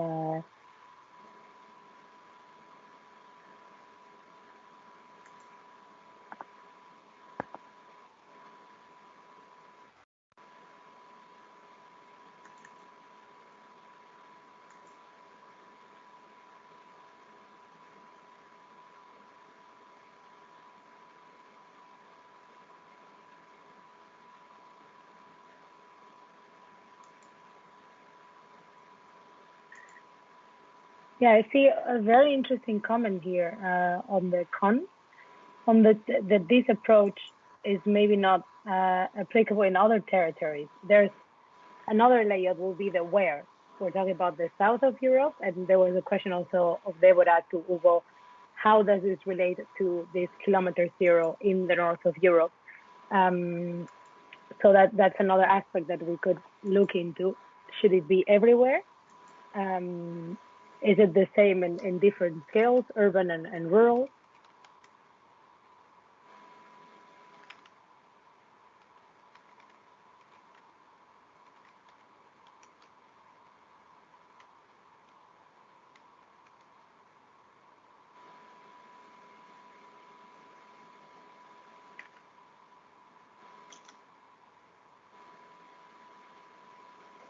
It seems to have been able to stick something. Oh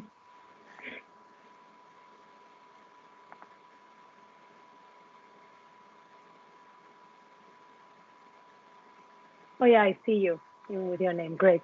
Yeah.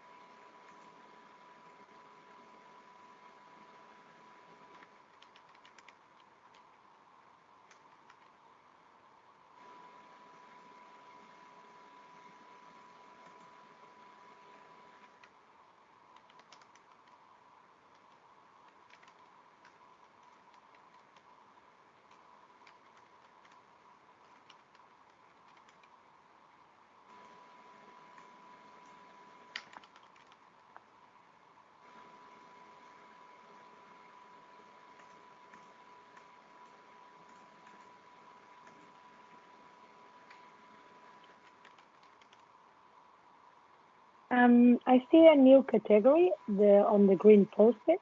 Could somebody give that a title? Maybe somebody who filled in those post-its.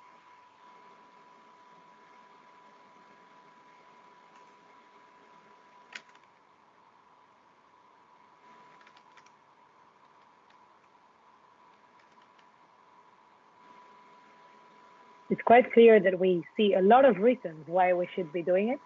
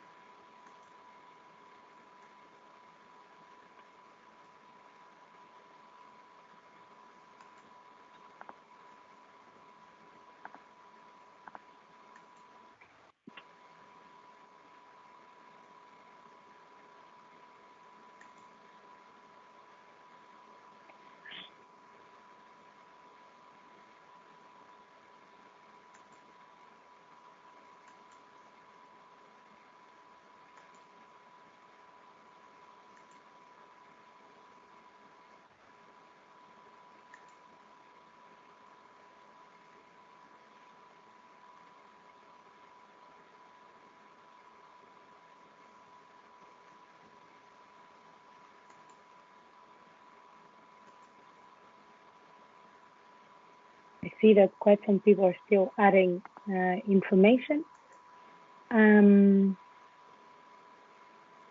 But others are done. Maybe the ones that have already gone through all the categories could now take a critical look to what has been written.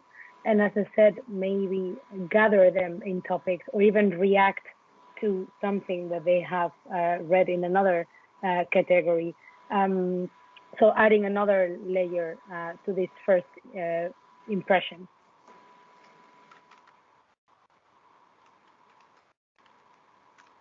For example, I can imagine that there's a section that is further questions. So, and there are some questions thrown into the air. Maybe somebody can already propose an answer in another category in the last few minutes that we have.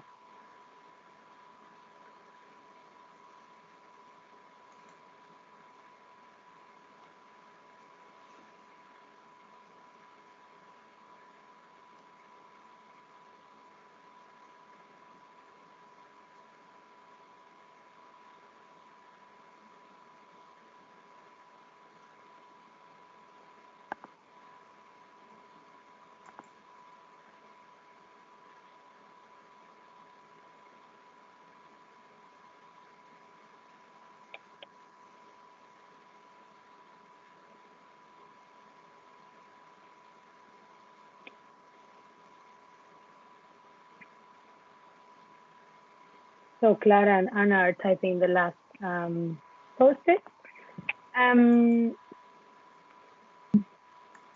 Would anybody want to already give a first reaction to this exercise, this extensive mapping? What do you see? What do you not see? Do you think that we're covering a very large spectrum? Did you expect that this topic could have so many different readings from all the different backgrounds?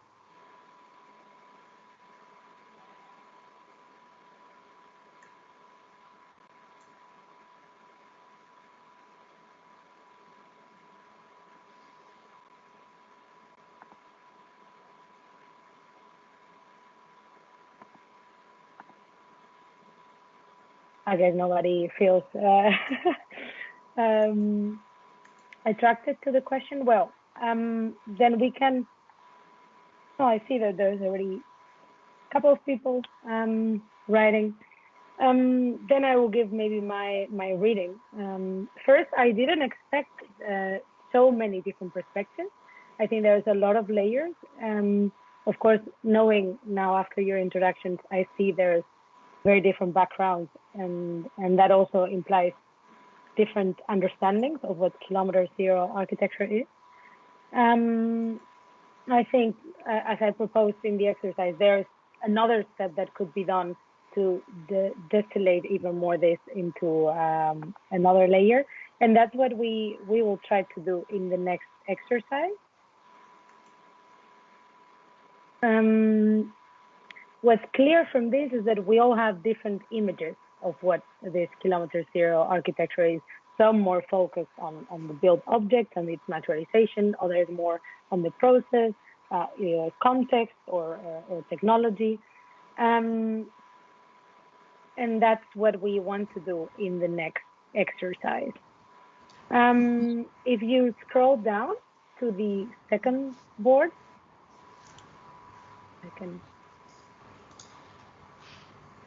yeah, now you're following me. In this activity, what we propose is to have a cross reading of this topic. That means many of you have been in the other events, and there were other topics. So in Athens, it was designing with landscape.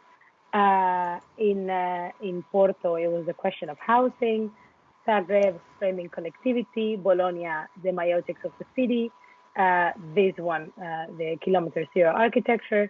And then in Toulouse, the next one will be the biosource architecture.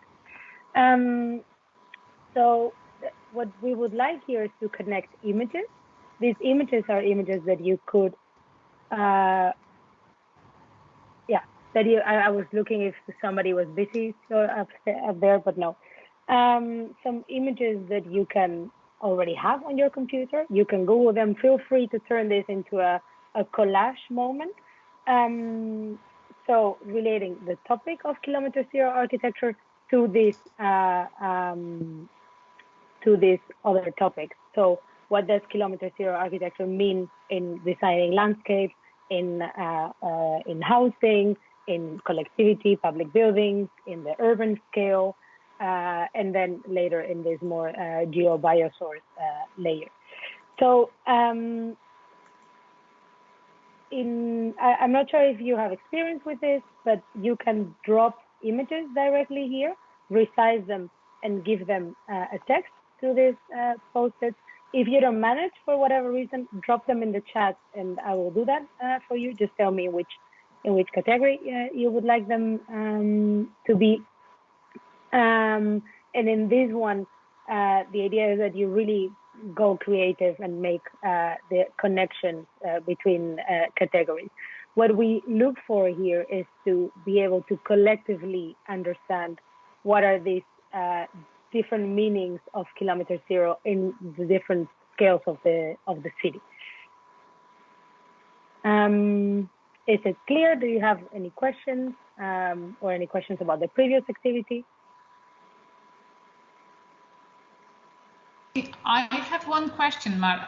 I know I am not a participant, but because I am very, very surprised with the first exercise, I didn't expect to have so many notes and so many comments in so very different topics.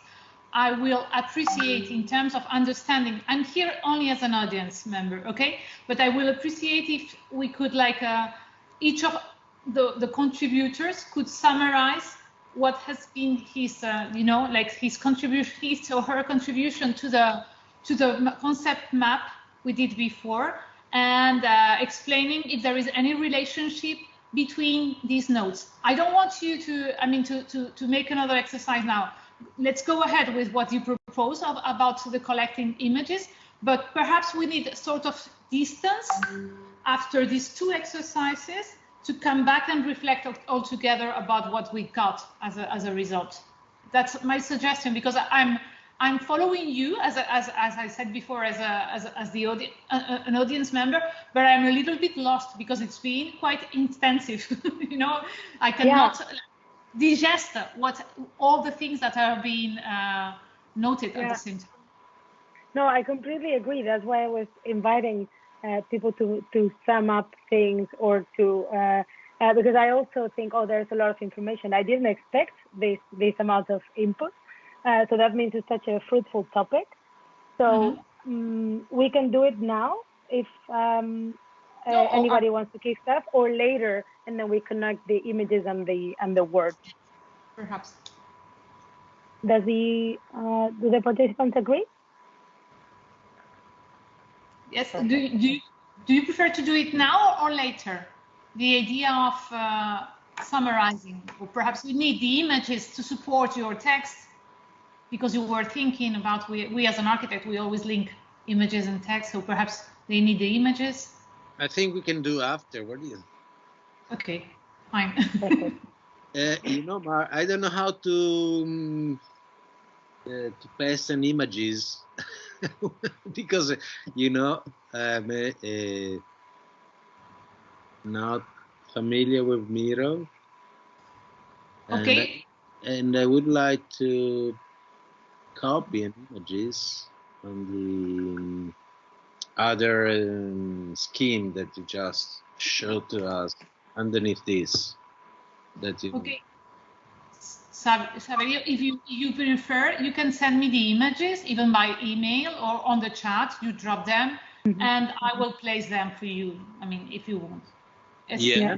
Okay. It should also work if you just Ctrl+C and Ctrl+V in the Miro. Yes. Or you just take them and drop them on the screen. That's all.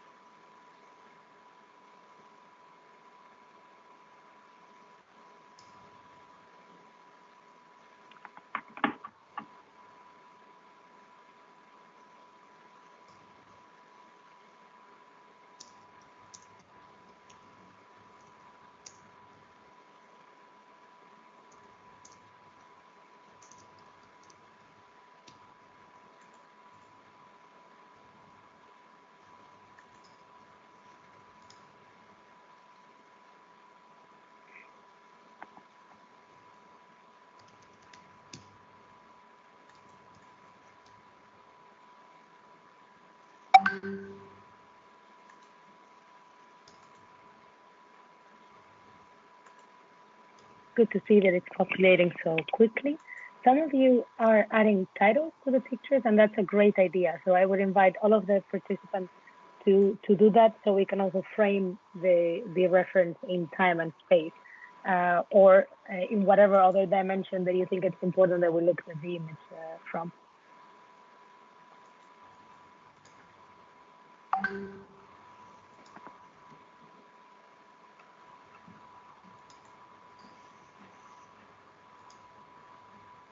You could also support the images maybe with post-its of text, but I think we already have enough text in the top layer.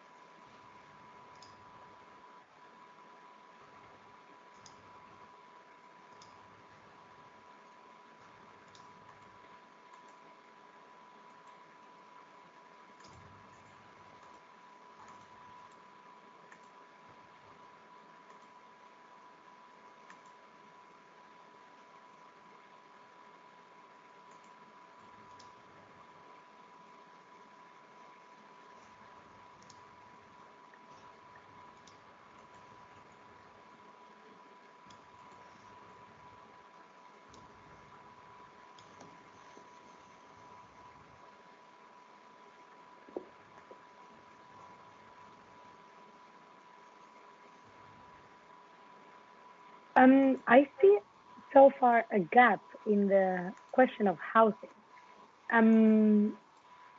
Is there a reason for this? Can anybody explain why they don't see yet references? Can we help with that? I was trying to find an image to put there. Okay. Because some are populating quickly and others not. So that also explains things.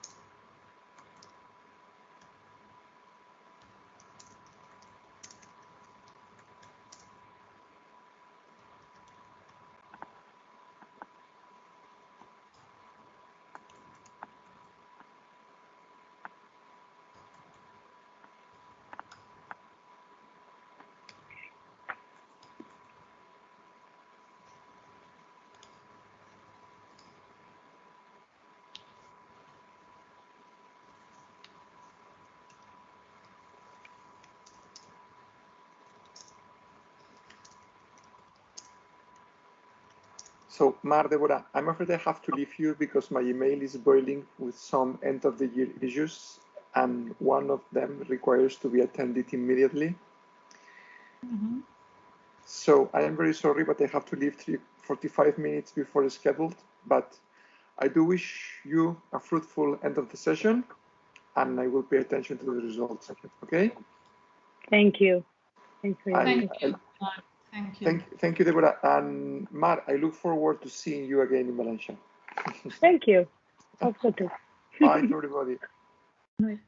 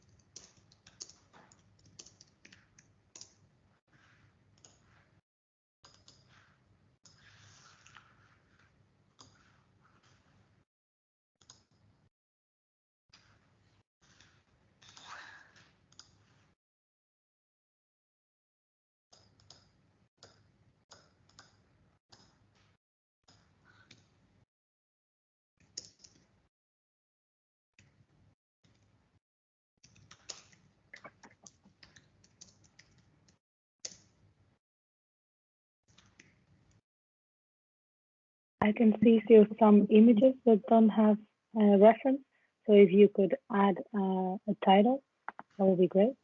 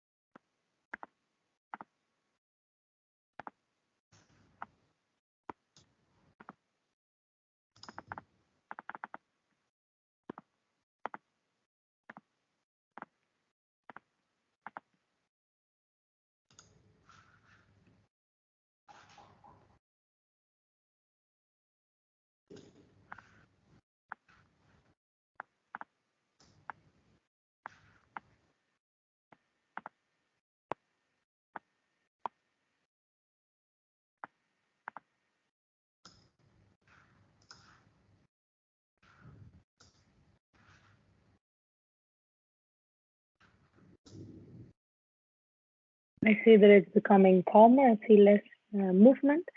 Do you need more time, or were you able to put all the references?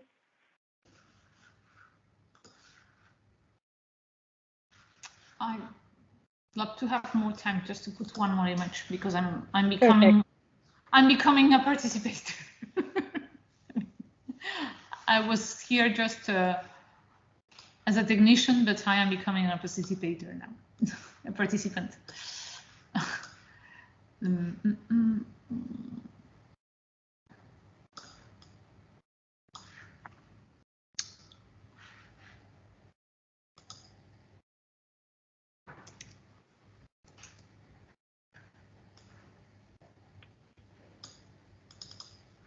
Deborah, it says on the chat that the saving, the recording is stopped.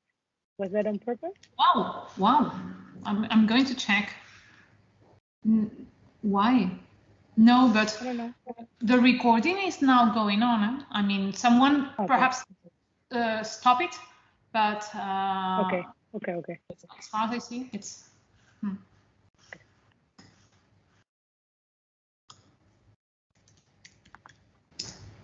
Mark, I also have a point to make. I think it's a lot of silence for. Again, sorry, I cannot hear you. I said, don't that there is a lot of silence for those who are attending, watching us. Yeah. Well, then I see that maybe you can be the first volunteer to explain the references that you put. There's somebody still typing, but well, the last couple of pictures and notes are on. We could move towards bringing all of these together. So there's a lot of post-its and there are some images, and I think we could do a round. So all of you create your narrative with these post-its and pictures. It doesn't need to be very long, but connect all of these ideas, not only the ones that you already had before, but the ones that we together built here. So react on other post-its, react on other images, and if you can, but this is off the script, but I think because it's so full of content, the session ended up being so full of content, and all of you seem to be doing quite well with Miro. I would invite you to connect the post-its and the images. So what I'm going to do is now Anna is typing the last thing. I'm going to copy all of this. Mar, sorry, I have another technical issue. Yeah, tell me. I don't know how to add the notes, the capture. One idea is to copy and paste. You copy and paste one and you edit it. Okay, again, because here I had, but came out as a note, you know, but I copy and paste. I dial it on Word and I will do it. Turn down my hands.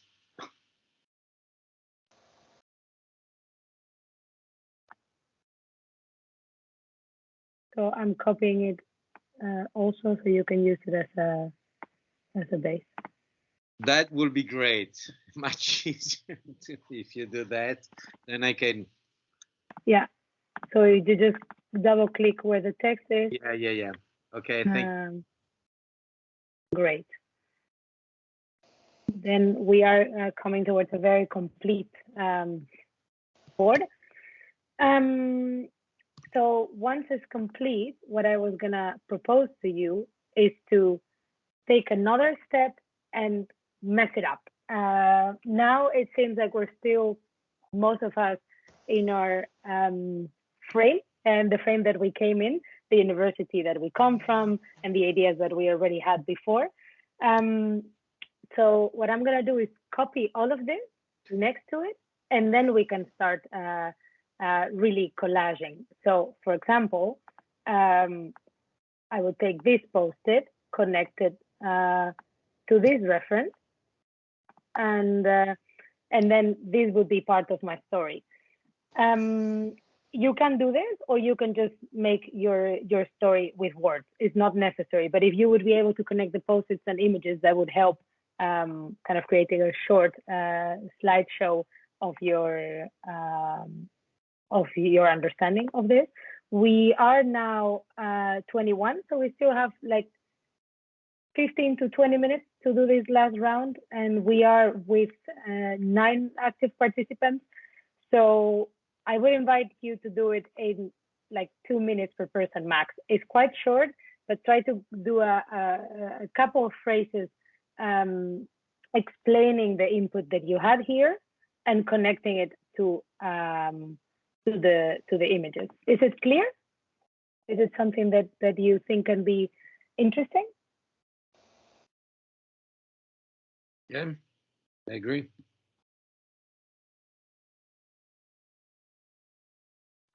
So wait, if anybody could leave all of the elements so I can copy them. So leave everything that you're doing for some seconds, and then I'll copy it. So at least this one stays in the way it is. It's too funny. That's why no one stops. Yeah, no, I'm excited that you love it. It's one of the most efficient workshops I've done in my life. Everybody's going for it. Like, wow. I'm going to invite you to more workshops. Yeah, we should stay all night long. Okay, so now I've copied all the filling to the right. Start connecting, making groups, make your own little home where you connect ideas with images. You can use arrows or whatever other kind of tools that you find on Miro.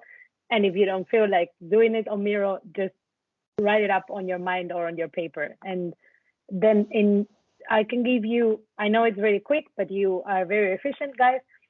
In 2 minutes, we can start with the round. Sorry, Mar, what group of contents we should use to connect them?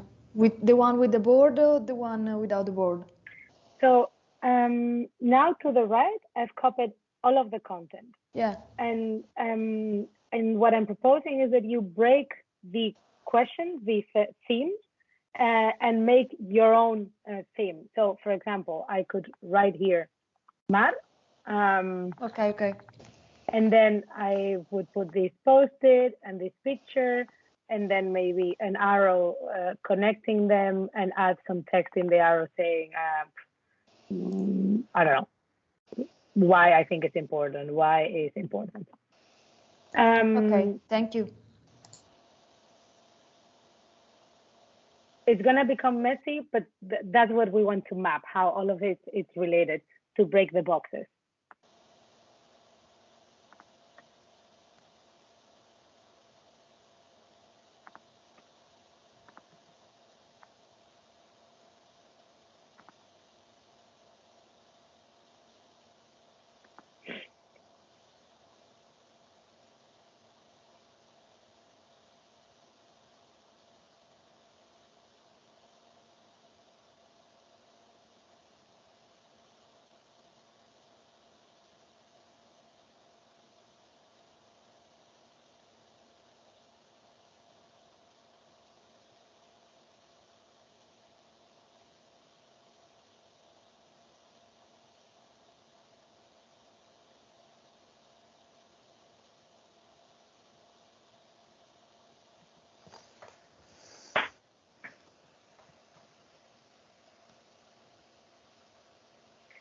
And if some of the images of our post-its that you want to use are already taken, I would invite you to put an arrow.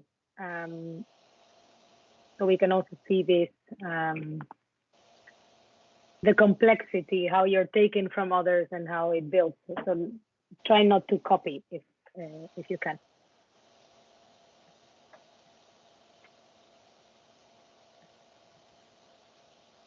A good way of stopping others from stealing things from you is to lock them. So if you have an image and you click on them, you see a tiny lock. That can also be a way of starting to put the structure of your Somebody was going to say something. Well, I was saying that that was me that I copied an arrow because I didn't know how to make it. Okay, Oh, perfect. I'll do it again. Okay, so I know it's really quick, but we need to spice it up now. I'm going to give you 1 more minute to quickly collect things, and then we start talking.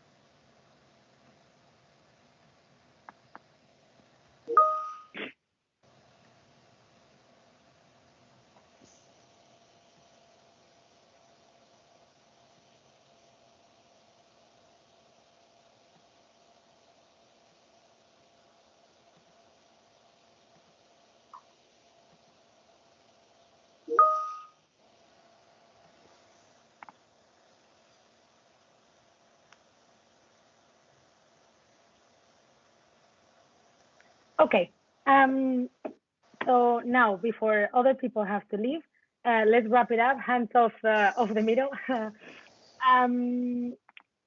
I think now it would be a good idea to do a quick round.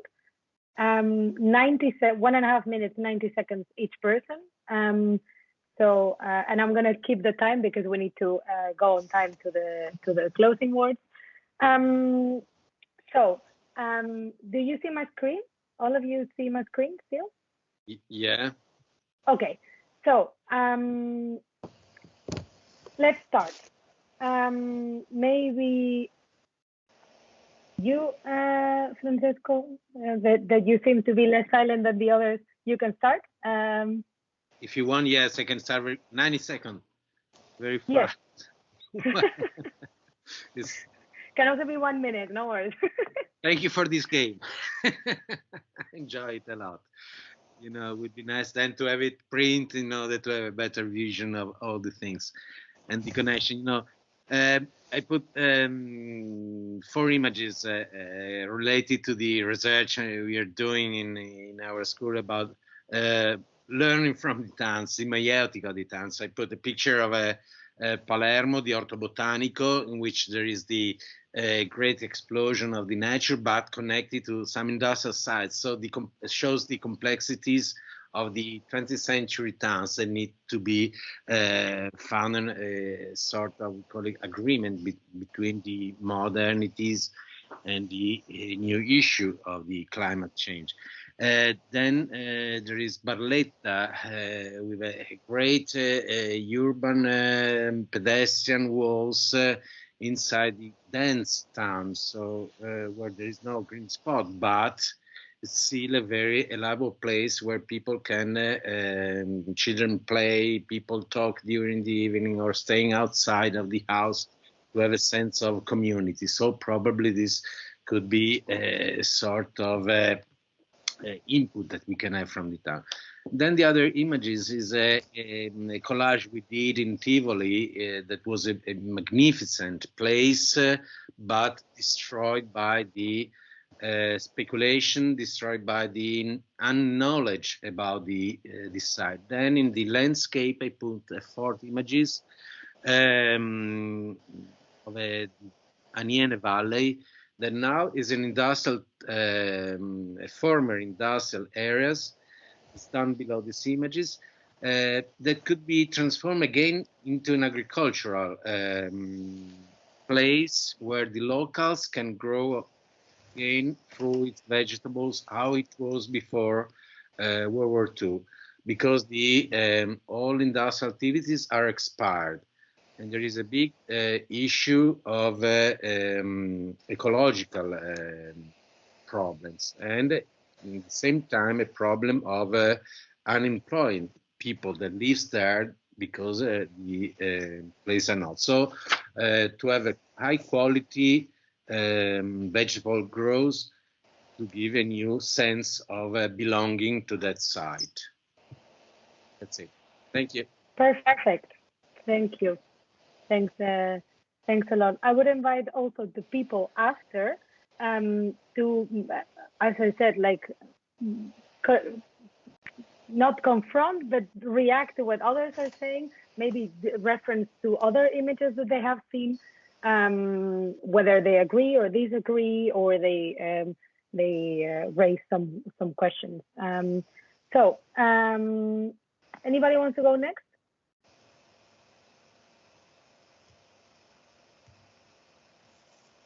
Okay, then I'll point. Mahdi? I was going to say that, yeah, I will go. Could you put the speaker a bit closer to your mouth, because we cannot really hear you properly? How is it now? It's better? Better, yeah. Then your friends' fans will be happy. Very well. Let me actually provoke you a little bit more. I think it was an interesting exercise, and the session was also interesting. But there are a number of points which I would like to bring up regarding the one also. I think it's very easy to logically talk about the harms of smoking to someone who's smoking. It is very hard to convince that person. And I think a lot of rhetoric, which is around zero-kilometer architecture or construction or sustainability, etc., is exactly this issue that we are dealing with. That's why we did the first exercise. I have added parties. I don't think that it is a question that is only limited to the School of Architecture or what architects are to make as decisions. I think it's a very, very multidisciplinary topic that requires many other parties as well. I think it was Professor Deborah Domingo, which has asked the question in the first half of the session before the coffee break. She said that how can we actually make an impact on the society regarding this topic? And I think that it was an excellent question, which we didn't discuss it in depth, which really merited to be discussed in depth. There are 4 steps in order to have the impact. First, there is a worry, preocupación, worry. This worry should later on translate to a discourse, then it becomes a movement, and then finally it should be implemented. I don't think what we are talking about is a question of what or why or pros. It's very easy to convince people about the pros of Kilometer Zero architecture, but it's really a question of how we will achieve this goal, how we will be able to convince the society or actually make it to a movement. I know I have only a couple of seconds left, but perhaps the question that should be discussed more in depth. Perhaps we should have had this session with some politicians involving lawmakers, public sectors, economic, socialists, etc., and not only schools of architecture. I try to provoke you, and I hope you could understand that I try to open a new perspective. No, I think this is great, and I really appreciate it. Yeah. Could you nominate someone else, maybe to respond to your provocation? Challenge somebody. I can go if you want, because I agree to what you have just said, and also in the examples I have put into this exercise, they were characterized by an involvement of different, very different group of actors that are not necessarily related to architecture or design. I mean, the role of planners, architects, and designers in this kind of process, in my opinion, should be a role as a mediator and sometimes facilitator. It's not always necessary to build something new. I've put quite a few examples, but one that I think it's interesting from this perspective is in the section of Kilometre Zero, and is the example of Piazza Rossini in Bologna, which was a project of urban acupuncture that was made during a Horizon 2020 project.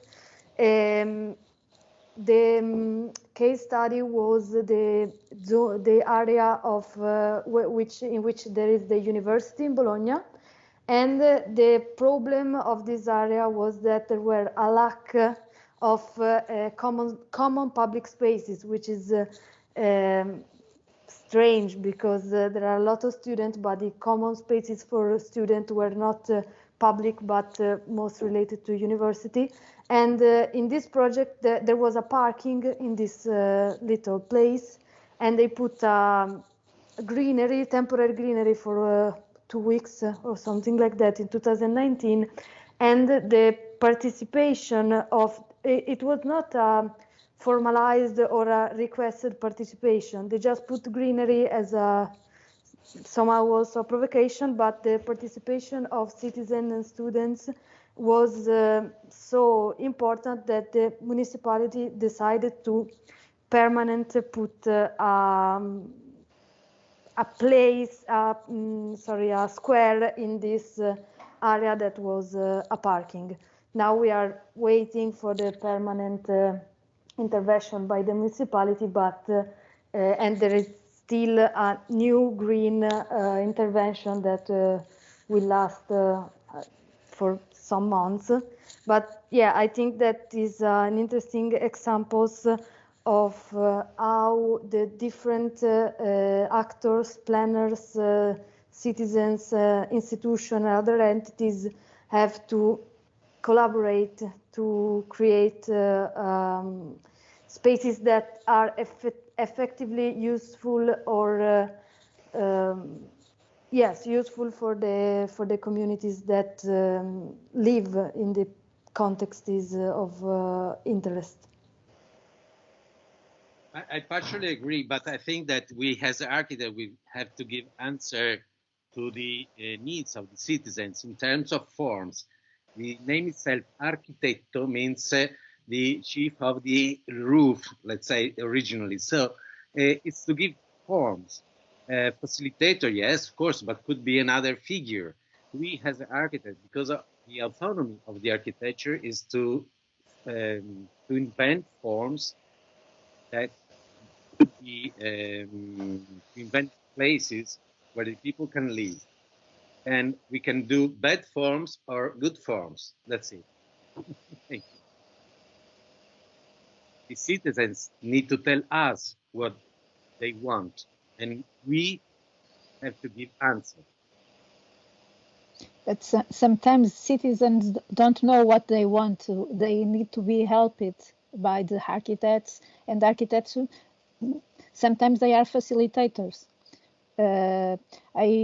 I put the two examples that I put it in the question of housing were about the ilhas from Porto that are it's down low-income houses, and they are being transformed. The upper picture is transforming recently. The other one is a new project done in the 70s by Álvaro Siza, and then finished in 2000. But it is the same idea. How we can read what we have, and with the deep knowledge of what we have, you can promote other things. And I think in this project, the projects of SAL during the 70s, the architects or the ones that talk with the population, that to know what they need, what could be housing for them, because we were sorting out, coming out of a time that people had low expectation about housing. So I think architects are important as people also. I don't know who wants to follow. You could maybe just name somebody that you know or that you don't know. No, it's someone I don't know, because the one I knew already talk. It was Madi. I don't know. Maybe I'm seeing this in a very small. Maybe Hannah.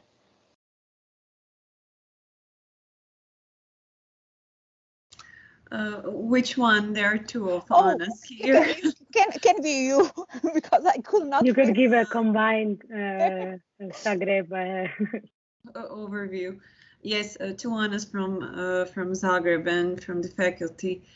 I have to agree that architects also have to think that they're also participants in space, and they are in some places maybe the locals or the ones who maybe understand the place more, who have the knowledge of the identity that the place holds, and that can maybe help the wider community to accept the new ideas of the zero architecture and all the other notions that the zero architecture relates to. So this is also something that that we can find as an aim as an architect, also to spread the knowledge, the awareness, and the identity of the place. And I have to say, it is very nice to see that some of the ideas that maybe I relate to more are also regarded by other participants, and that we as a collective, as a small collective now, really really expanded the knowledge for now. And maybe the other Anna would also like to add something. Thank you. I think you said it really nicely, that it is quite important for us not to be just the ones who are officially changing the space, but also the ones who live in this space. And it is quite important for us to be the participants in the space and to be the ones who acknowledge that we have to live it in a way that we are not just creating something new and something beautiful, but not thinking how the space looks as it is now. I would say that the images that are put here in our panel are most of the images that are showing the exact projects that are made from recycled or reused, whether the materials or the history identity. What is quite important that most of those projects, in fact, are the projects on non-open spaces, but the involvement in architecture that are put in those spaces created the open spaces and created the new spaces for public, the new spaces for participants that can really enjoy, use, and actively with their presence there change the space. So I would say that it's quite important for us as architects to think first of all of us, of people who will use the space, and then create it that way. Okay, I think I used the space.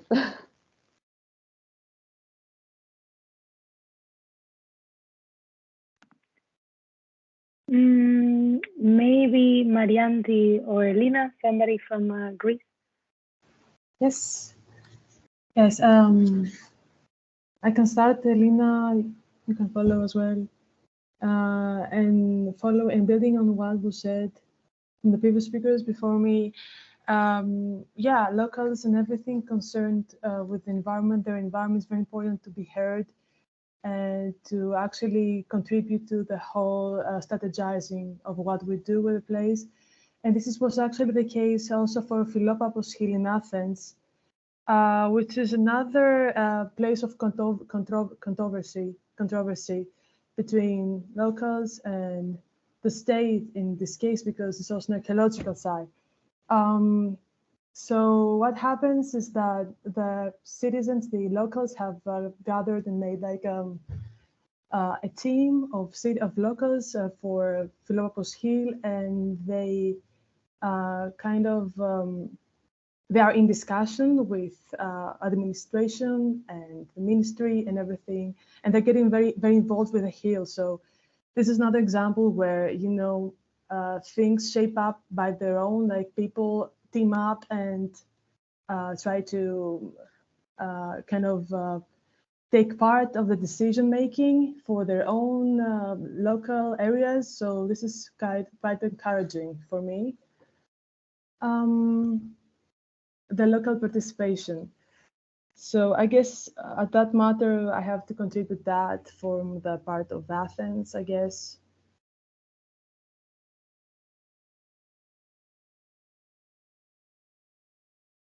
And also, I think Elena has another example, that participatory approach from the part of the locals regenerated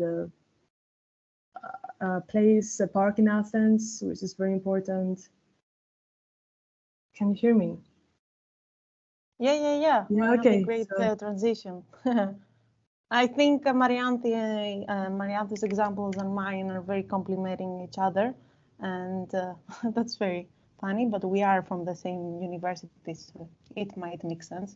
So if you go, I've written my name on the example image. If you go on the right, kind of in the center a bit, this is the Navarino Park, and it was not actually designed as a design from one architect. So I don't know if it's a very successful example as to see what architects can do, but it's an example of what a local community could do. So there are a lot of things to say about this. One thing to say is that it was a parking space before, and the local community changed that to make a park for also like a playground, but they also formed the landscape and made this hill, if you see on the back, and you have movies and trees and plants, and just to have a nice space within the city, because as you can see, everything is built around there, and we don't have lots of green spaces within the city center.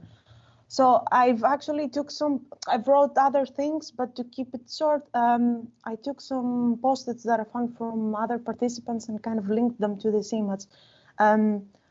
Also, someone wrote how to fight against business lobbies in the sector. As far as I understood, this is also something that initiatives like that can kind of contradict this. Obviously, enhancing the feeling of belonging and collaboration.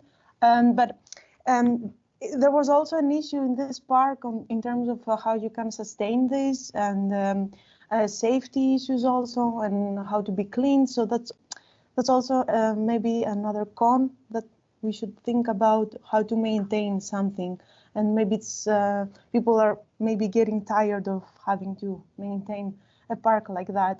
I've also put some other things here and there, but I don't know if there's enough time. I'm just a bit sad that I didn't have the time to read everyone's post-it because there were so many, but please feel free to comment on the image that I shared. I think that's a good proposition that you're throwing there, and is that the board will be available for all of you to look at it. So we're not taking it anywhere. So keep the link and think about it. And of course, if you want, email somebody about it, and you can start your own line of thought of this. Thanks, Elena. Is there anybody who hasn't talked or who has something? I think Zineb hasn't talked, or anybody in the background that wants to have a last word?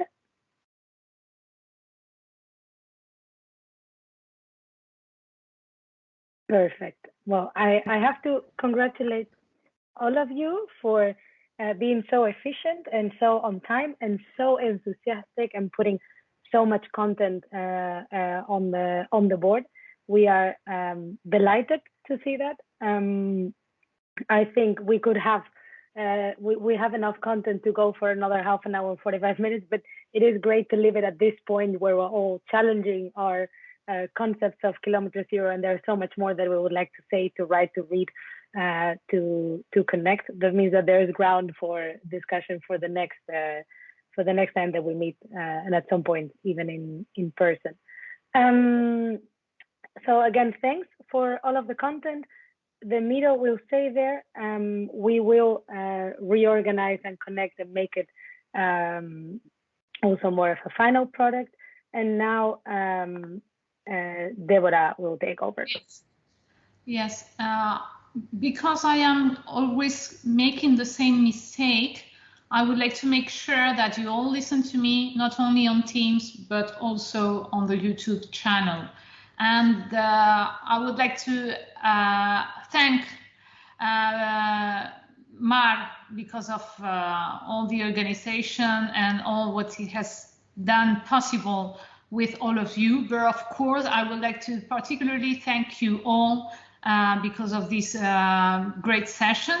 I was commenting with Mar at the same time you were contributing that we were a little bit overwhelmed because of this big participation that took process, and it's fine it's so great to discover that. I think I am mute, perhaps. Yes, Igor is saying that he doesn't. I always making the same mistakes with this, and it's difficult for me. So I am going to think that, and please tell me if you see me double or whatever is happening on the YouTube and I'm not controlling, because being on both sides at the same time is difficult for me. I'm supposed to be the active speaker, so I'm supposed to be. I don't think it's on YouTube, but it's a problem on my computer. I will check again.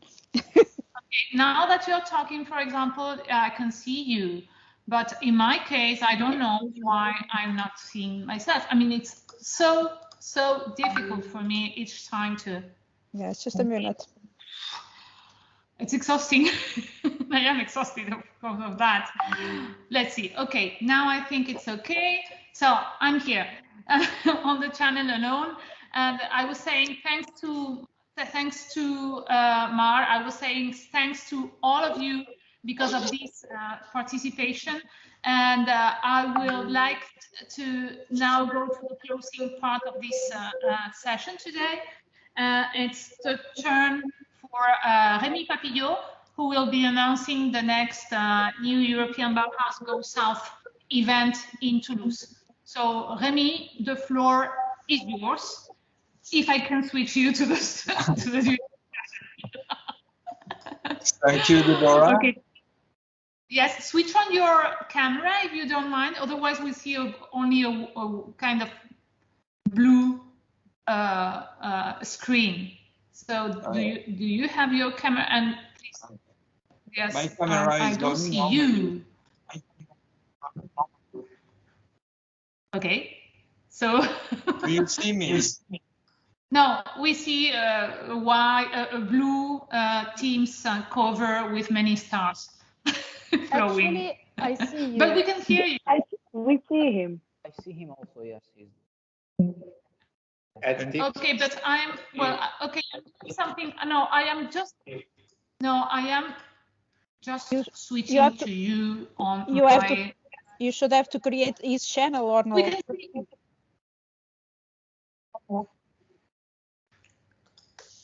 Now we can see you. Rémi, it's your turn.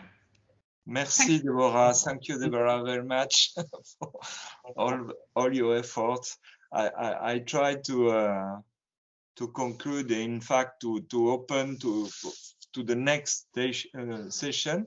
And the title, I was very interested with this Kilometre Zero, very interesting topic. In fact, there is a lot of connection with all the things we have done with the new Bauhaus Go South.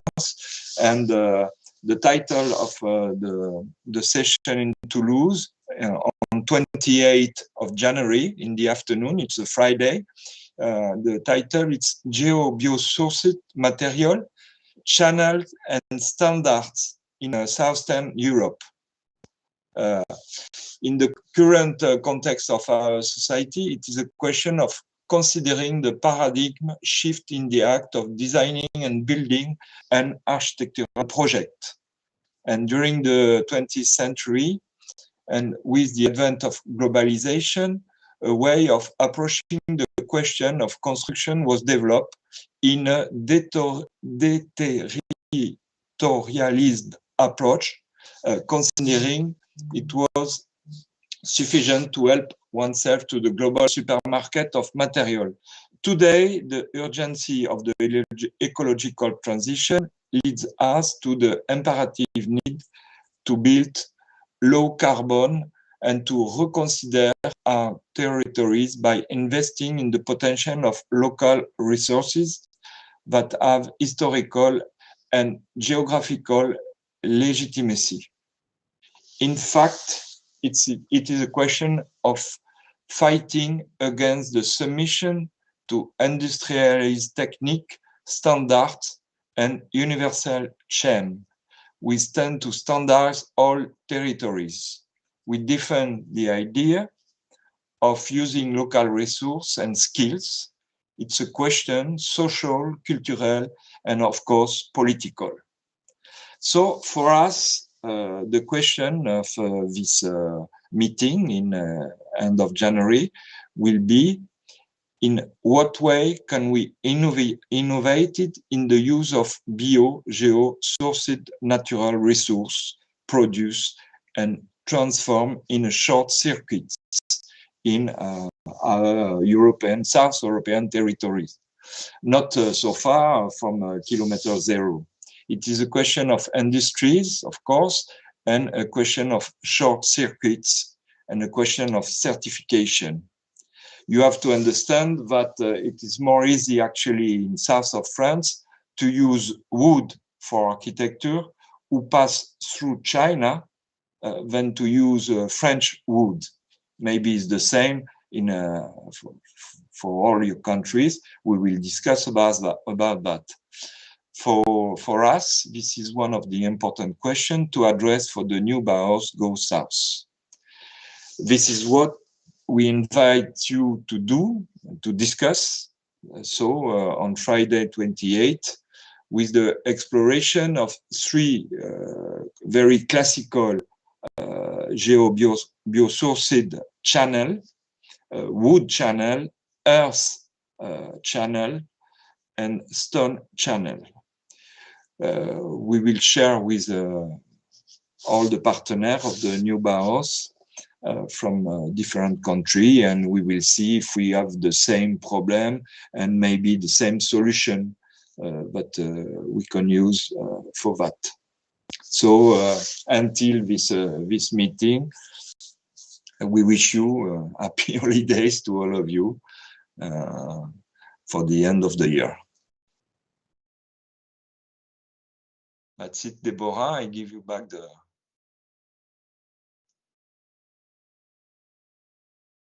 your micro, Deborah.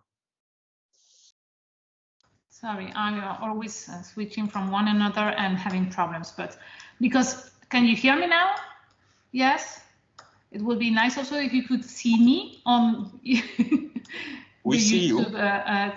No, in YouTube it's just green background. And okay. Okay. Now I think that you can. Is it okay? Yes. It was. Hope so. Okay. Okay. Okay. Now I think that you can hear me and you can see me in both the Teams channel and the YouTube streaming. I hope so. I would like to thank you, everyone, for this event, for participating, for collaborating in this event. We have had what was for me a very enriching session. First of all, with the two keynote speakers that addressed the complexity and also the conceptual approach of the topic.